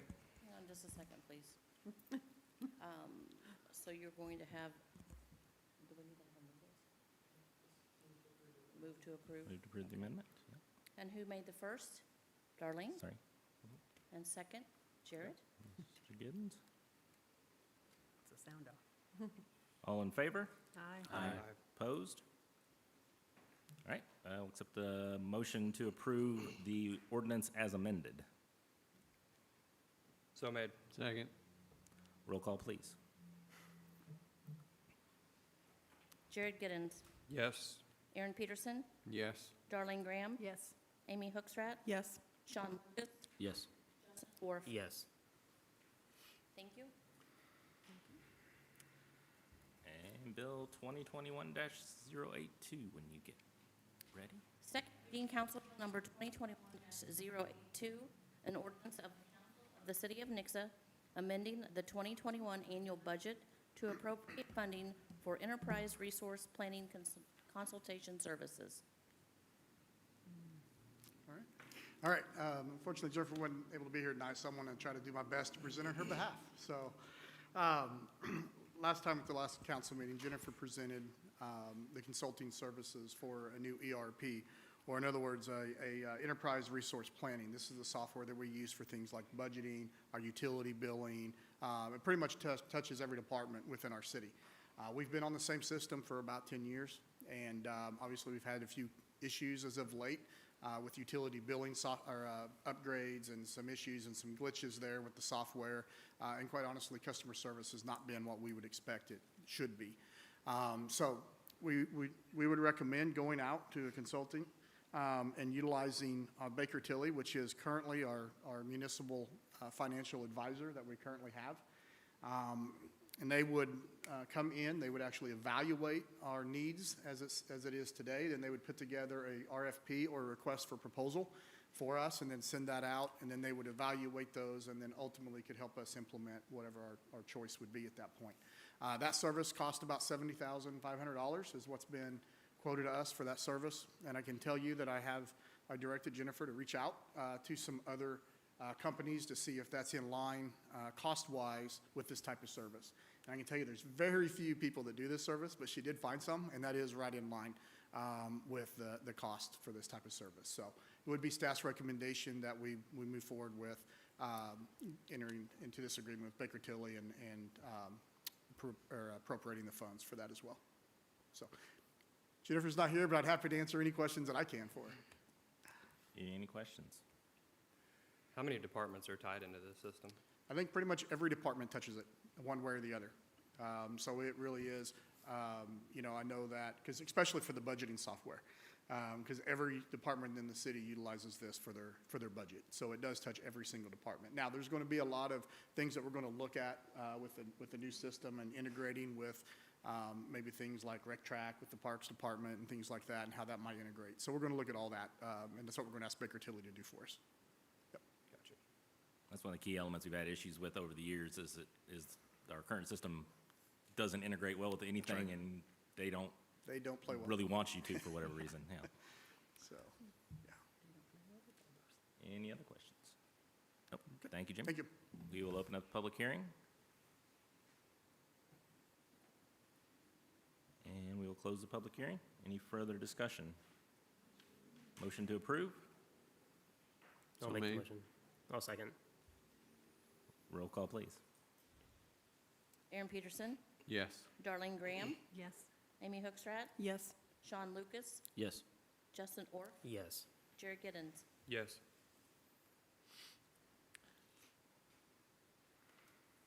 And Bill 2021-083. Second reading, Council Bill number 2021-083, an ordinance of the Council of the City of Nixa amending the 2021 annual budget to provide funding for the community center roof renovation project. Good evening. As discussed at the last meeting, we have bid out to replace and repair and replace a portion of the roof and then restore the remainder of the roof, and this is the flat roof on the community center. And in that process, we did get bids from 4 companies, but they did come in, all of them, over budget, with the lesser bid or the low bid being $12,342 over the budget. So tonight, I'm asking for a budget amendment in the amount of $12,350 to cover that overage so we can get that roof repaired and restored for the future of the department. If approved, we'll bring back a resolution in the resolution second for the contract for the city administrator to sign the contract for this. Jennifer's not here, but is this covered in the, whatever the fund is for the repair of the community center? The building fund? Yes. I guess it could be. Yeah, it could be. We could do that way. Yep, So, we can definitely do that. yeah, we can look into that and Okay. see. Yep, that's always good. Sure. We save money for stuff, we should spend it on the stuff we save it for, right? Right. Any other questions? Thank you, Matt. We will open up the public hearing. If you would like to speak to this, you can do so at this time. And we'll close the public hearing. Any further discussion? A motion to approve? Make the motion. Second. Roll call, please. Darlene Graham, Yes. Amy Hookstrat, Yes. Sean Lucas, Yes. Justin Orff, Yes. Jared Giddens, Yes. Aaron Peterson. Yes. 2021-084, please. Second reading, Council Bill Number 2021-084, an ordinance of the Council of the City of Nixa approving the preliminary plat of the Walker Estates subdivision generally located at the southeast corner of the intersection of Main Street and Tracker Road, and authorizing certain city officials to take certain actions upon the filing of a final plat. Good evening. This bill will approve the preliminary plat for the Walker Estates subdivision, which you see on the screen here in front of us. It contains, it's comprised of about a little over 28 acres of land in total, split between the R3 multifamily, R1 single-family, and general commercial zones. The preliminary plat contains 25 single-family residential lots, 2 multifamily residential lots, which have a maximum potential yield of approximately 100 acres. I don't know that that yield will, in reality, come to fruition given how much of the multifamily is eaten up by sinkhole, but that's the maximum potential there. And then the one general commercial lot that's approximately 1 acre, and then 2 common areas that will be maintained by an association of the property owners that contain a mixture of sinkhole areas and stormwater detention basins. The preliminary plat, if approved, will give the developer 1 year to develop in accordance with what they've laid out here and arranged. This also includes off-site improvements outside of the subdivision itself to Tracker Road that are illustrated here, basically making Tracker Road a 3-lane section throughout on both sides of the 2 Walker developments that are under consideration this evening. If this bill also goes on to authorize myself, Doug, and Cindy to go ahead and receive and process their final plat to legally create these lots if they develop in accordance with what's approved this evening. Staff has reviewed this document and determined it to be in substantial conformity to the city's adopted regulations. The Planning and Zoning Commission held a public hearing about this issue and voted by vote of 5-1 to recommend its approval to you. Any questions? Thank you. Thank you. We will open the public hearing. If you would like to speak to this item. And we'll close the public hearing. Any further discussion? Motion to approve? So made. Second. Roll call, please. Amy Hookstrat, Yes. Sean Lucas, Yes. Justin Orff, Yes. Jared Giddens, Yes. Aaron Peterson, Yes. Darlene Graham. Yes.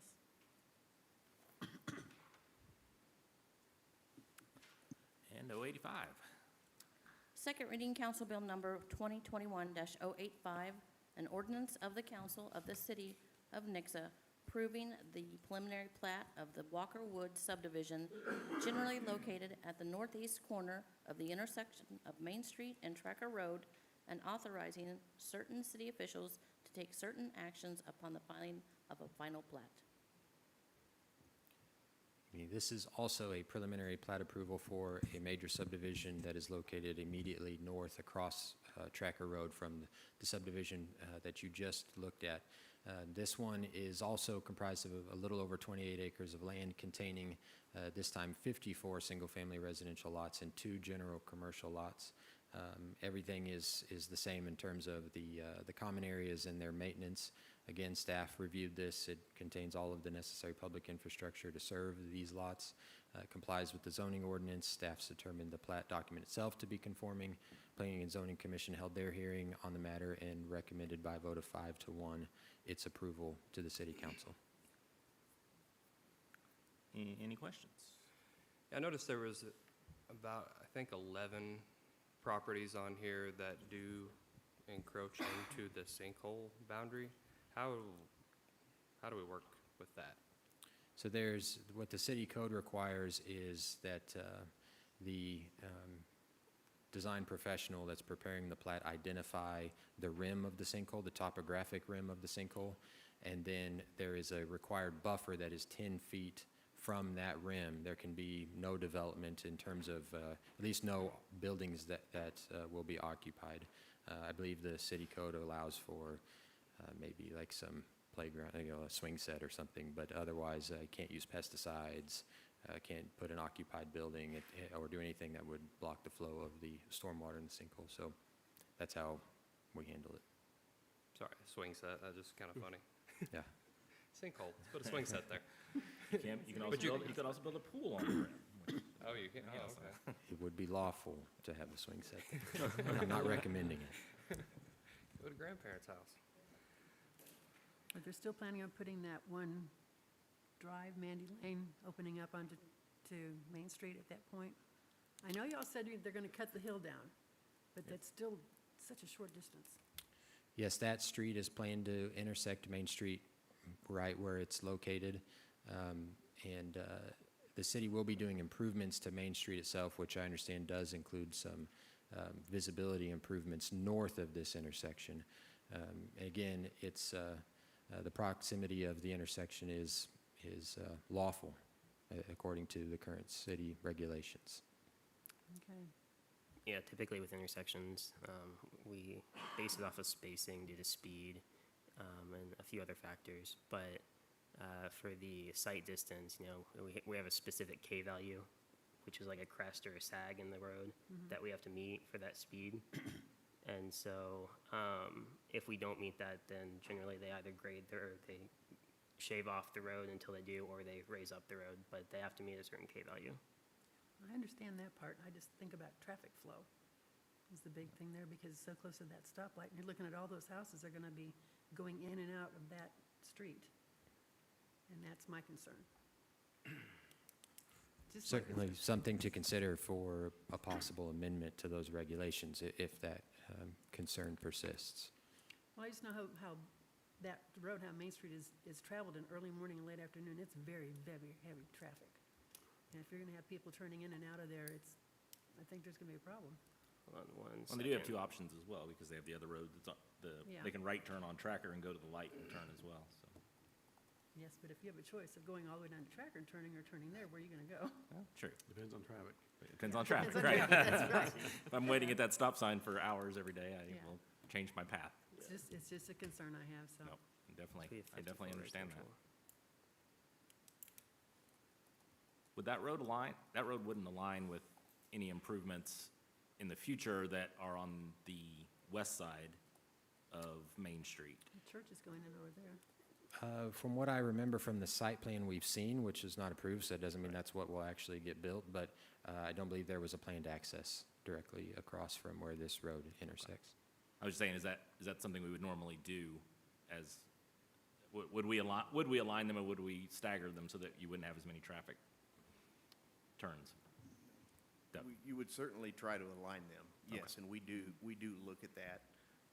I believe Mr. Tyson's right, that the way that has been subdivided on the other side, there's not going to be an entrance or a planned public roadway there, so Okay. it didn't really come into play here, but yeah, we certainly do look at that. Good, well, that'll keep some of the traffic congestion down, because Hey, and- they won't have the thing on the other side as well, so. Darlene, with the 54 single-family residential lots, if you assume 50% of those use that access point, in the AM, only 15 cars are really exiting and 5 are entering. Well, thank you for the stats, Justin.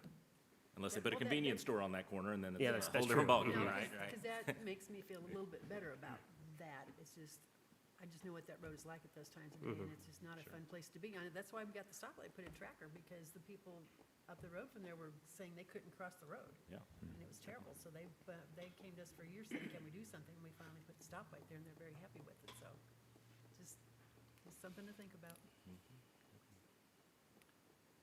Any other questions? Thank you very much. We will open up the public hearing, if you would like to speak to this item.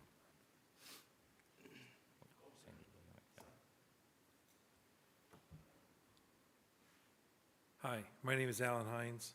I live at 812 East Kingsmead Circle. I travel Tracker all the time.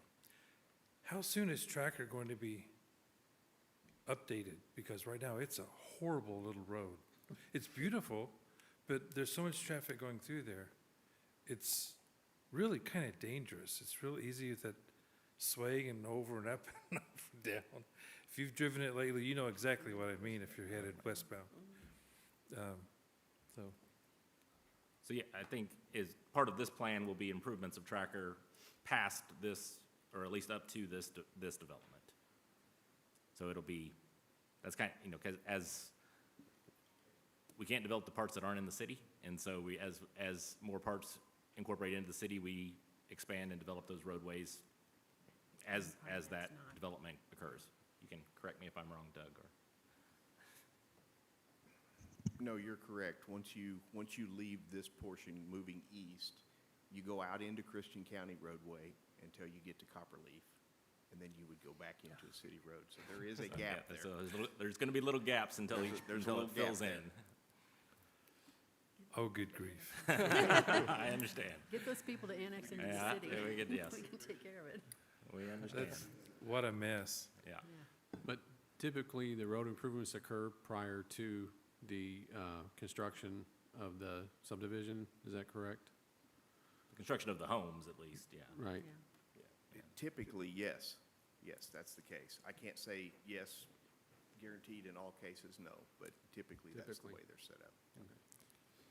Generally Part with, of it fixed. generally with what I do, if it's a phased development, which I don't believe this one is, at least for this parcel, for that phase, the roadway is improved for that section or what's required of it to meet, basically, if, before people move in. That's part of the requirements of that. So it will be, by the time it's improved, people will move in and they'll start utilizing it, but there will be a brief point when there's no one living there and there'll still be roadway improvements generally. So when they improve the road, are they going to possibly put in like a left turn lane, right turn lanes? I think it's a three It's a twiddle. 3-lane is what Three-lane? they. It's a two-way left turn lane. Yeah, so it has A twiddle. Was what you had up there the Tracker Road? Two-way left turn lane. Yeah, so the Tracker Road would be the green line on the north side of that drawing. Oh, there you go. Oh. That's a sideways view. So if you turn it sideways, it would be what it actually looks like. Yeah. So that's Okay. That's going east from Main Street on Up is Tracker. east, got it. Yep. Yeah, north Yes. is west, I think, right? I don't know. East. I'm confused. Up Okay, is yeah. west. Yep, you're right. Up Yep, is yep. west. North is east, up is yes. Up is east. Up is east, yes. There you go. No, it's east. Confused myself. That's the other I Yeah, heard so that yeah, it the- takes years to coordinate with the utilities to move those utility poles. Correct. So how long are we talking about for all this taking? Yeah, that's the intersection. 5 years? 3 years? I think this particular segment of Tracker will be improved. Those improvements shown there in the darker shading, those will happen in conjunction with the development of these two subdivisions, which at this point we anticipate to happen relatively quickly. East of where you see those improvements terminating and it transitioned back into what Tracker Road just is already, I don't know that we don't have anything programmed, and by programmed I mean Okay. designated to get some funding within the next 5 years. Is that accurate? So, right, and it's also outside of our jurisdiction. So, to my knowledge, there's nothing programmed at this time, which I think puts it beyond the 5-year time frame, more likely than not, unless something happens that accelerates everybody's plans. And by everybody, that would be led by the county until it comes into the city. That'll get up over, Or if those properties annexed in, then there'd right, be. that will get it up accelerate over 2 of those little humps, I believe. And down to where the police wait for us. I appreciate you guys. I always make sure and slow down so I don't give you any more work than necessary to keep our judge unoccupied. Unoccupied, yes. Thank you for your I time. appreciate that. Thank you, sir. Thank you. We will leave open the public hearing.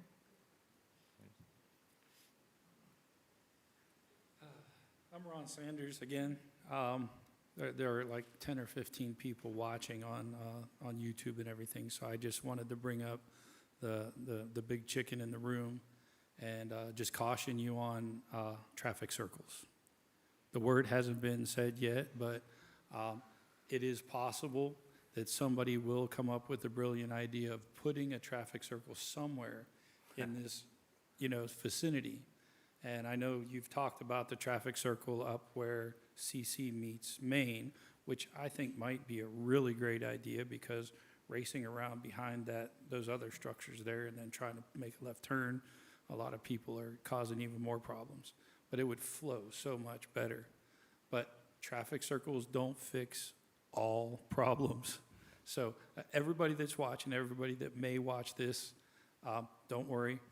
I will caution the city council when they get crazy about traffic circles. So, Thank you, Mr. Sanders.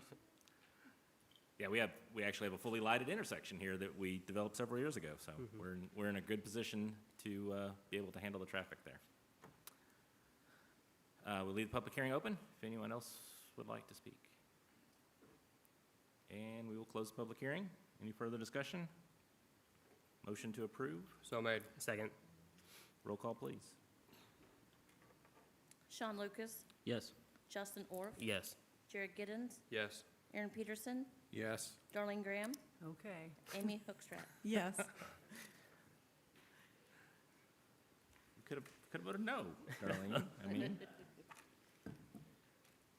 Well, it wouldn't do any good to say no, so I would just say okay. always good to voice your opinion. Yeah, that's right. It was a We sad will okay. move on to 2021-086. Second reading, Council Bill Number 2021-086, an ordinance of the Council of the City of Nixa, rezoning the real property generally located at the southeast corner of the intersection of South Nicholas Road and West Torrey Drive from Neighborhood Commercial District to R4 Residential District. This bill, if approved, will rezone approximately 1.2 acres located at the southwest corner of the intersection of Nicholas Road and Torrey Drive. This is a lot located within the Glen Oaks Second Edition subdivision, which was developed at a time when the city had some more developed subdivision requirements. So stormwater is already taken care of here. Lot is served by all of the necessary public utilities and they're all of sufficient capacity to support the type of development permitted by the R4 zoning district, which is a two-family or attached single-family zero lot line style of residential dwellings, sometimes referred to as duplexes. It would, on 1.2 acres, you can, in theory, squeeze 13 dwelling units onto that, although, Evan, you mind to change that slide for me? As you can see here, it's relatively small and probably not going to get 13 units out of here because of the access requirements. So there's currently one driveway that already exists on Nicholas Road, which is also State Route M, which means it's a MoDOT route, not a city street. So that one driveway is likely to be all that they're going to get. So any other access to this is going to have to come off of Torrey Drive, which I think limits the number of units that they're going to be able to fit on here. And upon development, they'll also be required to install a Type C screen between this density of use and the conventional single-family homes that you see located immediately to the east. It's surrounded by other neighborhood commercial uses, or at least zoning. It's vacant. Mostly conventional single-family land uses surrounding it, and then other R4 identical zoning that is located immediately to the south there. Any questions? Nope. Thank you very much. And we'll open the public hearing. Sorry, I should have mentioned, staff is recommending approval. Planning and Zoning Commission held a public hearing and voted unanimously to recommend approval. Thank you. Now we'll open the public hearing. And we'll close the public hearing. Any further discussion? I will accept a motion to approve. I'll make the motion. Second. Roll call, please. Justin Orff, Yes. Jared Giddens, Yes. Aaron Peterson, Yes. Darlene Graham, Yes. Amy Hookstrat, Yes. Sean Lucas. Yes.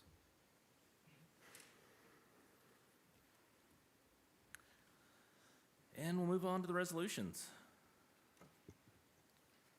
Resolution number 2021-083, a resolution of the Council of the City of Nixa accepting the bid of Four Signals and Construction, LLC, for certain pedestrian improvements located at the intersection of Main Street and Aldersgate, and authorizing the city administrator to execute a contract for same. Mayor, Council, for your consideration this evening is a resolution to provide a bid award to Four Winds Signal and Construction for the installation of an ADA-compliant push-button crosswalk signal at Aldersgate and Main.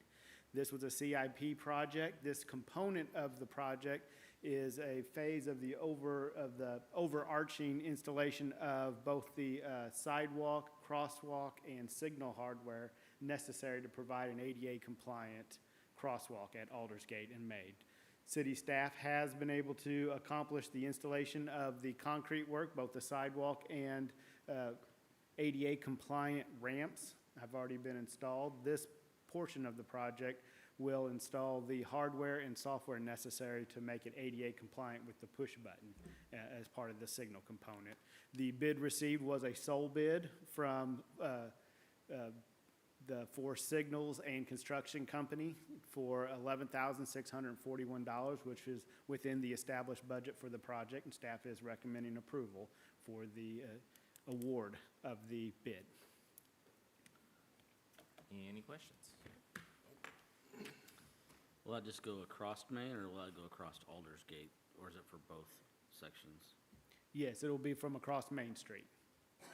And will that be on both sides of Aldersgate, or just one side? Just one side, because Aldersgate only has sidewalk on the north side of Aldersgate. There's not a sidewalk on the south side. So it'll provide that pedestrian crossing from Main Street to the north side of Aldersgate. Any other questions?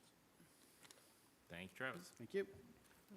And we will open the public hearing on this item.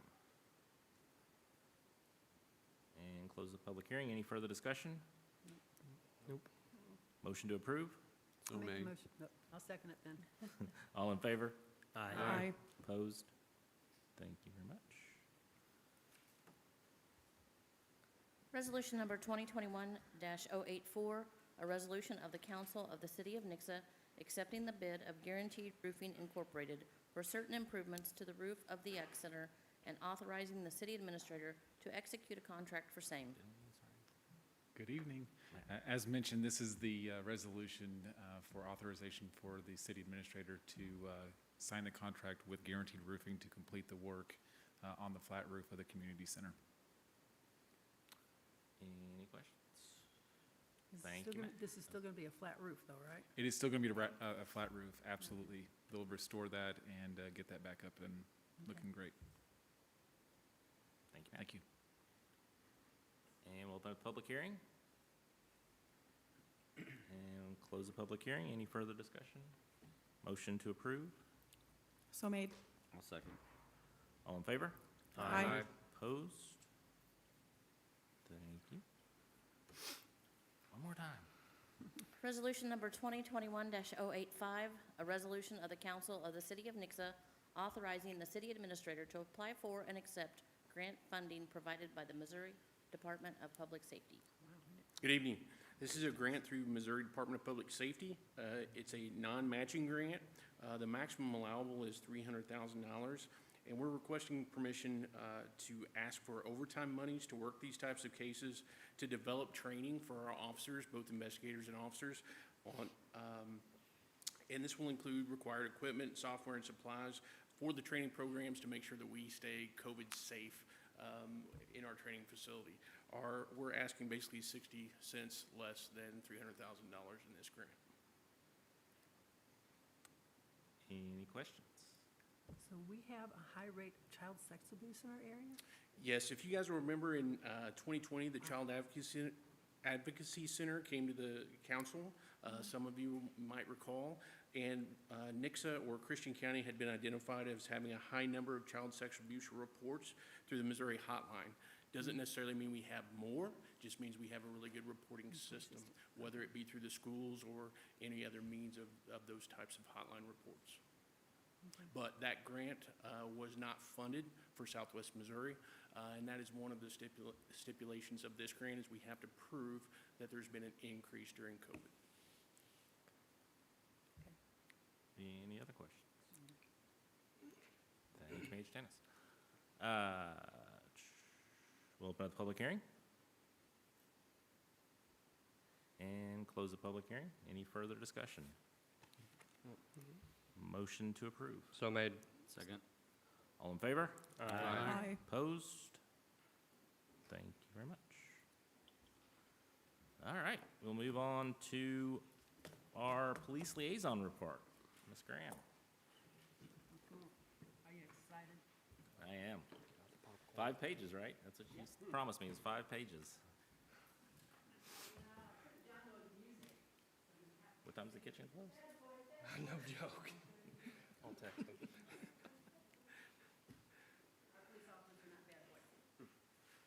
I don't know how to use this clicker, but he said you just kind of press it to the right. Oh, yay. My granddaughter helped me put this together because I have never done one, and because I retired before all these things became very useful in high school teaching, I never had to do one. So, I'm going to talk to you about our police department. This is one of the badges that's on the wall. But you may not know that our police department actually started out as a marshal's office early in the 1900s. We didn't always have a police department. Finally became a police department in 1972. And it has had 3 locations since it has been in existence. First one is now a parking lot. We used to have City Hall and the police department there, and I don't know how long it was there, but it was very small, very cramped. And finally, we took it down, we made a nice parking lot out of it. But before that, we moved it to City Hall.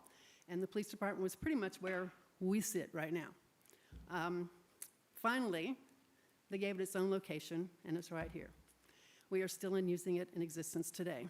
And with a wave of your hand, you can enter the sacred place. This is not by the front door, by the way. It's on the post outside the front door. There's another one inside, but it's to make it so you don't have to touch anything to get in. And the first time we were there for a meeting, we had no idea it was there, so we're yanking on the door, and they're just wave your hand over here. So just so you know, it's on the post outside. When you get in, you're going to be greeted by one of these 3 ladies. Shauna and Mallory work at the front desk. That's those 2 girls. And then you have Alina, who didn't want her picture taken, but I managed to get her picture taken when she didn't know I was doing it. So if you leave there, the front office, you're going to go down to Chief Campbell's office. He's on the phone, so I took a picture of him at that point. Joe Campbell became our police chief in 2019 when we hired him to replace Jimmy Lyles, whom we had hired to become our new city administrator. Joe doesn't know how many police chiefs we have had since 1976. That's the year I moved to Nixa. Yes, I'm old. But we'd hired Jimmy to become our new city administrator, so we got him. But since I moved here, I can think of at least 5 police chiefs that we have had. And at one time, the new police chief, his name was Steve Meinberg, lived with my family while he was working here, and his wife stayed at their home in Crystal City until their house sold and she could move here. My kids learned an awful lot about police procedure at that point. One point, he had a brand new set of handcuffs that the kids insisted on trying, and I put him on one of the kids, and we couldn't get him open. A lot of crying, a lot of swollen wrists, but we finally got him off. They were brand new, brand new. We never tried to open them before. Anyway, when he resigned as our police chief, he moved back to Crystal City and became the undersheriff there in Jefferson County, Missouri, and he's still there.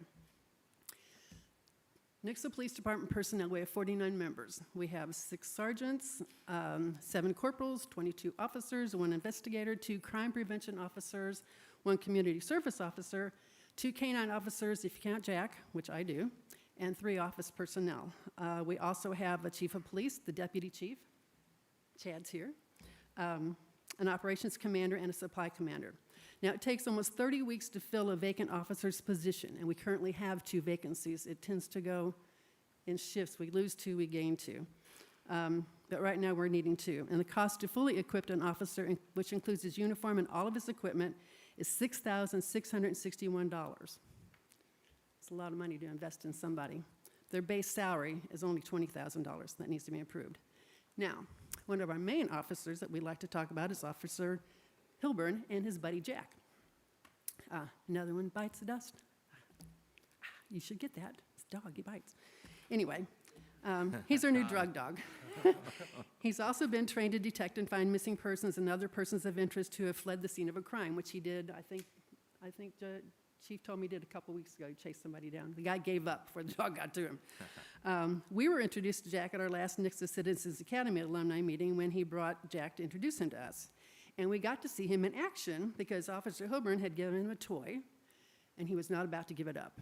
Not about to give it up. They wrestled with that toy, and in the process of getting the toy away from Jack, Officer Hilburn got bit, and when the toy was torn in half. So he threw it in the trash can, and Jack fixated on that trash can until they left the meeting, and he would not get away from it. He knew it was in there. They finally left so that the officer could take care of his bite wound. He was bleeding. It's only the fourth time he's been bitten, he said, and he's always been in situations like this, not on purpose. But Chief Campbell told me when they do training with Springfield that the officers there do not want to be the one that Jack attacks because he's got a very strong bite, and he's a big dog. He's a lot bigger than Yanni. Very energetic, but he was fun to watch. And Officer Hilburn works very well with him. Next thing we're going to talk about is our police fleet. Didn't get all the car in, sorry. Right now, the department is running 2 day shifts and 2 night shifts. The officers work 12-hour shifts, which they like. This has helped cut down on overtime and reduce the cost to run the department. Each of these police cars is used approximately 2,184 hours per year, and we purchase them on a rotating basis. We are currently looking into a lease program with Enterprise Leasing that would allow us to replace 6 police cars per year in a 48-month cycle and would allow us to rotate half the fleet every 3 years, which is pretty good. Leasing the fleet would save us a lot of money in the long run because Enterprise would completely outfit, paint, everything in them, each car, and that's quite a bit of money. And they would provide all the maintenance on the fleet and replace the vehicles if necessary before their designated removal date if something happens. That's one of our major problems we have with our cars is just maintenance. Breakdown, they're running constantly. Branson and Ozark use this program as well as a number of cities in Illinois. They have investigated this very thoroughly before they brought this to us last time to see if we could possibly implement this. We recently also received a presentation demonstrating the need for a bigger police department building because frankly they are out of room. They're stacked on each other. But it's pretty expensive, so I'm not even going to go into that issue because that would require a tax pass, and we know that that's a 4-letter word, so we won't do that. Now, because of the population growth, our need for additional officers has increased dramatically. And even though the amount of officers has doubled since Joe became chief, we could still use more to keep up with the growth of our city. You have the current stats available in your packet tonight, so I'm not going to go over the stats, but it should be noted that last year our officers gave out more warnings than tickets. But now the ticket count has gone up, probably because there's more people on the road as they return to work, attend school, or go on vacations. A lot of the tickets they gave out last year were because people were speeding because they figured there's nobody on the road. Cops aren't on the road either, so we can just go as fast as we want to. They found out that didn't work too well, but they tried. The most impressive stats to me are the dispatch times. Last year, the dispatch time from when a call came in was 7.85 minutes. Now it's down to 5.98 minutes. And our dispatch to priority call was 3.6 minutes, and now it's 3.49 minutes. So they are getting there faster to any calls that are coming in. And still the most dangerous call they receive has to do with domestic violence. People don't like to be interrupted when they're beating on their mate. One of the newest tools at their and the public's disposal is an automated report that a person can file online. You don't even have to call the police department, just go online. All the forms are there. You just kind of go down and click the one you want. You just choose it and fill it out. You can also report a non-emergency crime online from a vehicle accident, or you could add a supplement to your original report. Well, I have to go back to that one. I missed it somewhere, sorry. I had another one in here. I'll find it later. I'll come back to it. My slides got out of line here, but we'll go on with this. We'll go on. Let me check with it. Okay. Maybe I missed a page. Sorry. I have really worked on this. I don't know where that went. Anyway, let's go with this one. Our crime prevention is one of the things we do. This informs the public of working with them to help prevent criminal activity in the future. Let me go back and look at these real quickly. There's the one I wanted. Here's the one that's supposed to be there. Another way to help prevent crime is an exchange zone. It's right in front of the police department. You can park here and conduct business transactions. Selling or buying on eBay, for example, is one of those things. It's a safe place that has a camera that monitors each activity. Aha. I missed that slide. Okay, this is one thing they started doing, which I think is pretty cool. A 9 p.m. routine, they put it on Facebook, and they have cute little things saying, have you done this? Have you locked your cars? Have you locked your windows? Have you put your stuff in your house? All those things. They do a crime prevention through environmental things, through environmental design. They have crime-free programs, Neighborhood Watch, Safety Town, and DARE. There's that one, and there's the DARE car. All of you recognize the DARE car. Bright green, you can't miss it. But first and foremost in the crime prevention area is our DARE program, which Officer Forgy, presents to our 5th grade students. It informs them of the dangers of drugs and drug use and hopefully helps them make wise decisions as they get older. Some of them obviously don't do well in this class, but hopefully most of them do. He also does Safety Town with our younger kids, and it teaches them the rules of the road and responsible driving. Another police department program that includes the fire department and the ambulance district is National Night Out, which is usually held in August, but it was canceled last year and this year because of COVID. At Christmas time, the officers team up with local stores to do Shop with a Cop, where kids who can't afford presents for their families get to go shopping with an officer and use a certain amount of designated funds to buy presents. Another thing you can do with our police department is do a ride-along. If you've not done a ride-along, you really should do this. It's a lot of fun. I got to do with Officer Hilburn, and he gets off at midnight, which reminds me, I should tell you about Jack real quickly. Jack works 21 hours a day. He gets 3 hours off. He gets his fed one time a day at 1 o'clock in the morning when Officer Hilburn gets him home, and he has to have 3 hours to be able to digest his food. Otherwise than that, he's on. Okay, back to this. The ride-along. You can go on, there's a form to fill out. They'll tell you if you can go. You can go on a night shift, a day shift. You can go the whole shift. You can just go part of a shift if you want to. If it gets really exciting, they may drop you back off somewhere because they can't take you to it if it's a really exciting crime going on. But it's really fun to see what they do on a regular basis. I was surprised because Officer Hilburn could carry on a conversation with him, but he could be scanning and seeing if people didn't have license plates on or they didn't have the lights on their license plates or if they had a tail light out or whatever. I was surprised at how his mind could go through all that stuff and still carry on a conversation with me. So it really impressed me as to how much training they have had to be able to do that. It's more than I wanted to handle. The last one I wanted to mention is our Nixa Citizens Police Academy. My granddaughter helped me do this. It should be an S apostrophe because it's a plural. It's a teacher coming out of me. It began in 2011 and typically has around 15 citizens that meet for 11 weeks to learn more about how our police department functions. Dinner is provided, and they even get to shoot guns. So cool. Most of us has been through this. Aaron was in the first class. Ryan and I were in the second class. There's our picture. We're somewhere. Jimmy's in there too.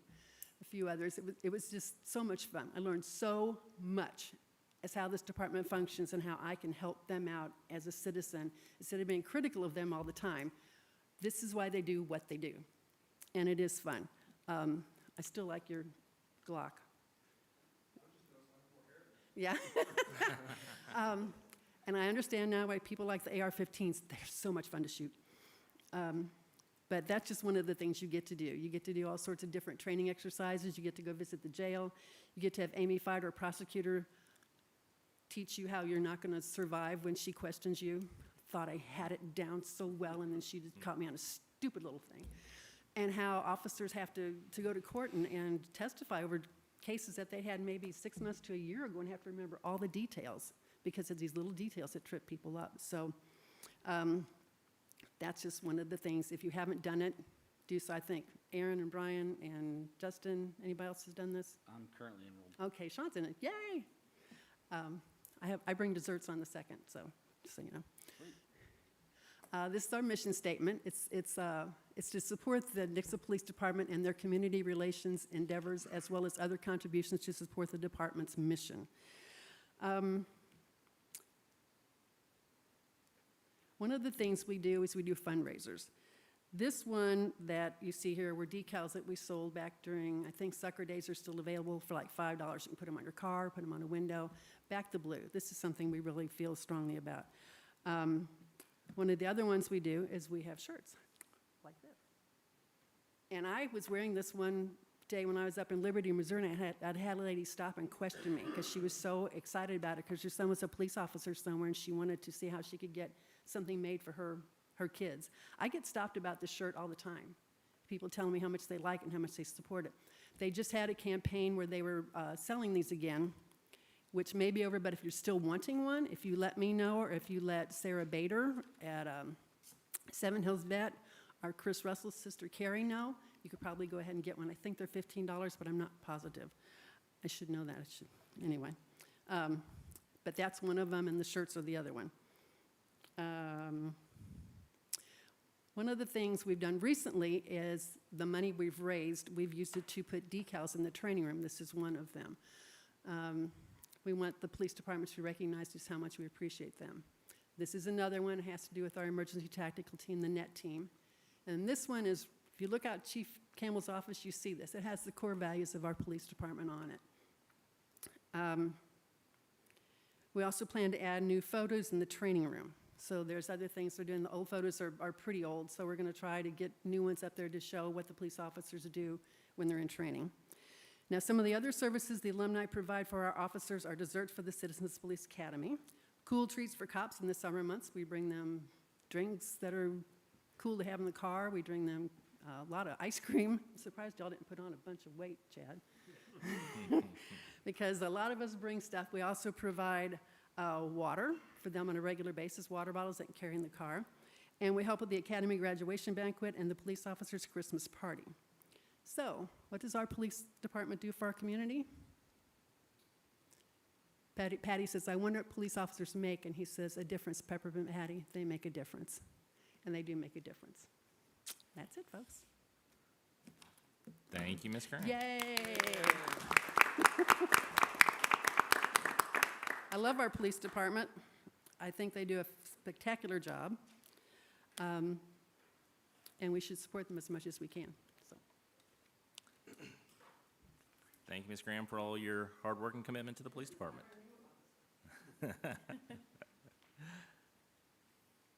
Anything else from staff? Yep, just a couple things, Mayor and Council. We do anticipate our first payment of the ARPA funds this week. It could have been today, but I have to check with Jennifer, but as early as today. So we'll keep an eye out for that. So I'll be coming to council soon to decide how we want to utilize those funds moving forward. So we do anticipate that hopefully this week. Also, just a couple other things, a reminder about the Nixa Improvement Alliance meeting this Wednesday night at 6:30, or otherwise known as the joint meeting, as we used to call it. So that'll be this week as well. And then just a reminder that offices will be closed on the 6th of next month for a holiday. So the P&Z meeting will actually be on the 7th. Anything else? I have. Anything from council? Do we know the outcome of the blood drive? Yes, they did not post that. I don't know why. But did you ever get that figured out, Drew, with the giveaways? They've drawn the winner of the $100 gift card, and they've drawn a winner for one of our utility bill amounts off. We're still trying to, the first couple names they drew aren't actually Nixa Utilities customers, so we're drawing a third name. So soon, once we have all the winners' names, we'll announce who the winners are and brag about Nixa destroying Ozark. But the information I got from CBCO was we had 43 and had 37 good donations. Ozark had 32 registered and only got 21 donations. So we, again, beat Ozark 37 to 21, which should be about right for the backyard brawl score as well. Yeah, yeah. I just have one more thing. I had a constituent contact me. Her work schedule keeps her from coming to meetings, but she wanted me to bring up her concern, which is that she would really like to see a traffic light or a turn lane at the intersection of 14 and 14, the entrance to 14 Park Place. She says that oftentimes when she's waiting to turn left into the neighborhood and cars come speeding down the hill and they're not paying attention, and she's afraid she's going to get rear-ended. Sure. And that's soon to happen. Okay, So good. if Like how soon? if you are reporting back to her, that will be part of this State Highway 14 East project. Okay. That project has already been let to bid by MoDOT. As you can see, it looks like a war zone down there for all the utility relocates. The contractor is scheduled to start. He can't start any sooner than February. They've got an 18-month window to finish it, so it could be the summer of '23 before it's actually finished. But that will be taken care of through that. it'll have left turn lanes and right drop-off lanes for both Tiffany Highlands and 14 Park Place. Awesome, okay, thank you. But there won't be a light there, right? That's No, sir, there not won't be a possible light. to have a light. No, I don't It's think. too well, close I- to the, it's too yeah. close to the other light. I think so. just the turn lane Yep. will be Yeah. the ticket, yeah. Anything else from council? Motion to adjourn. So made. Second. All in favor? Aye. Thank you very much.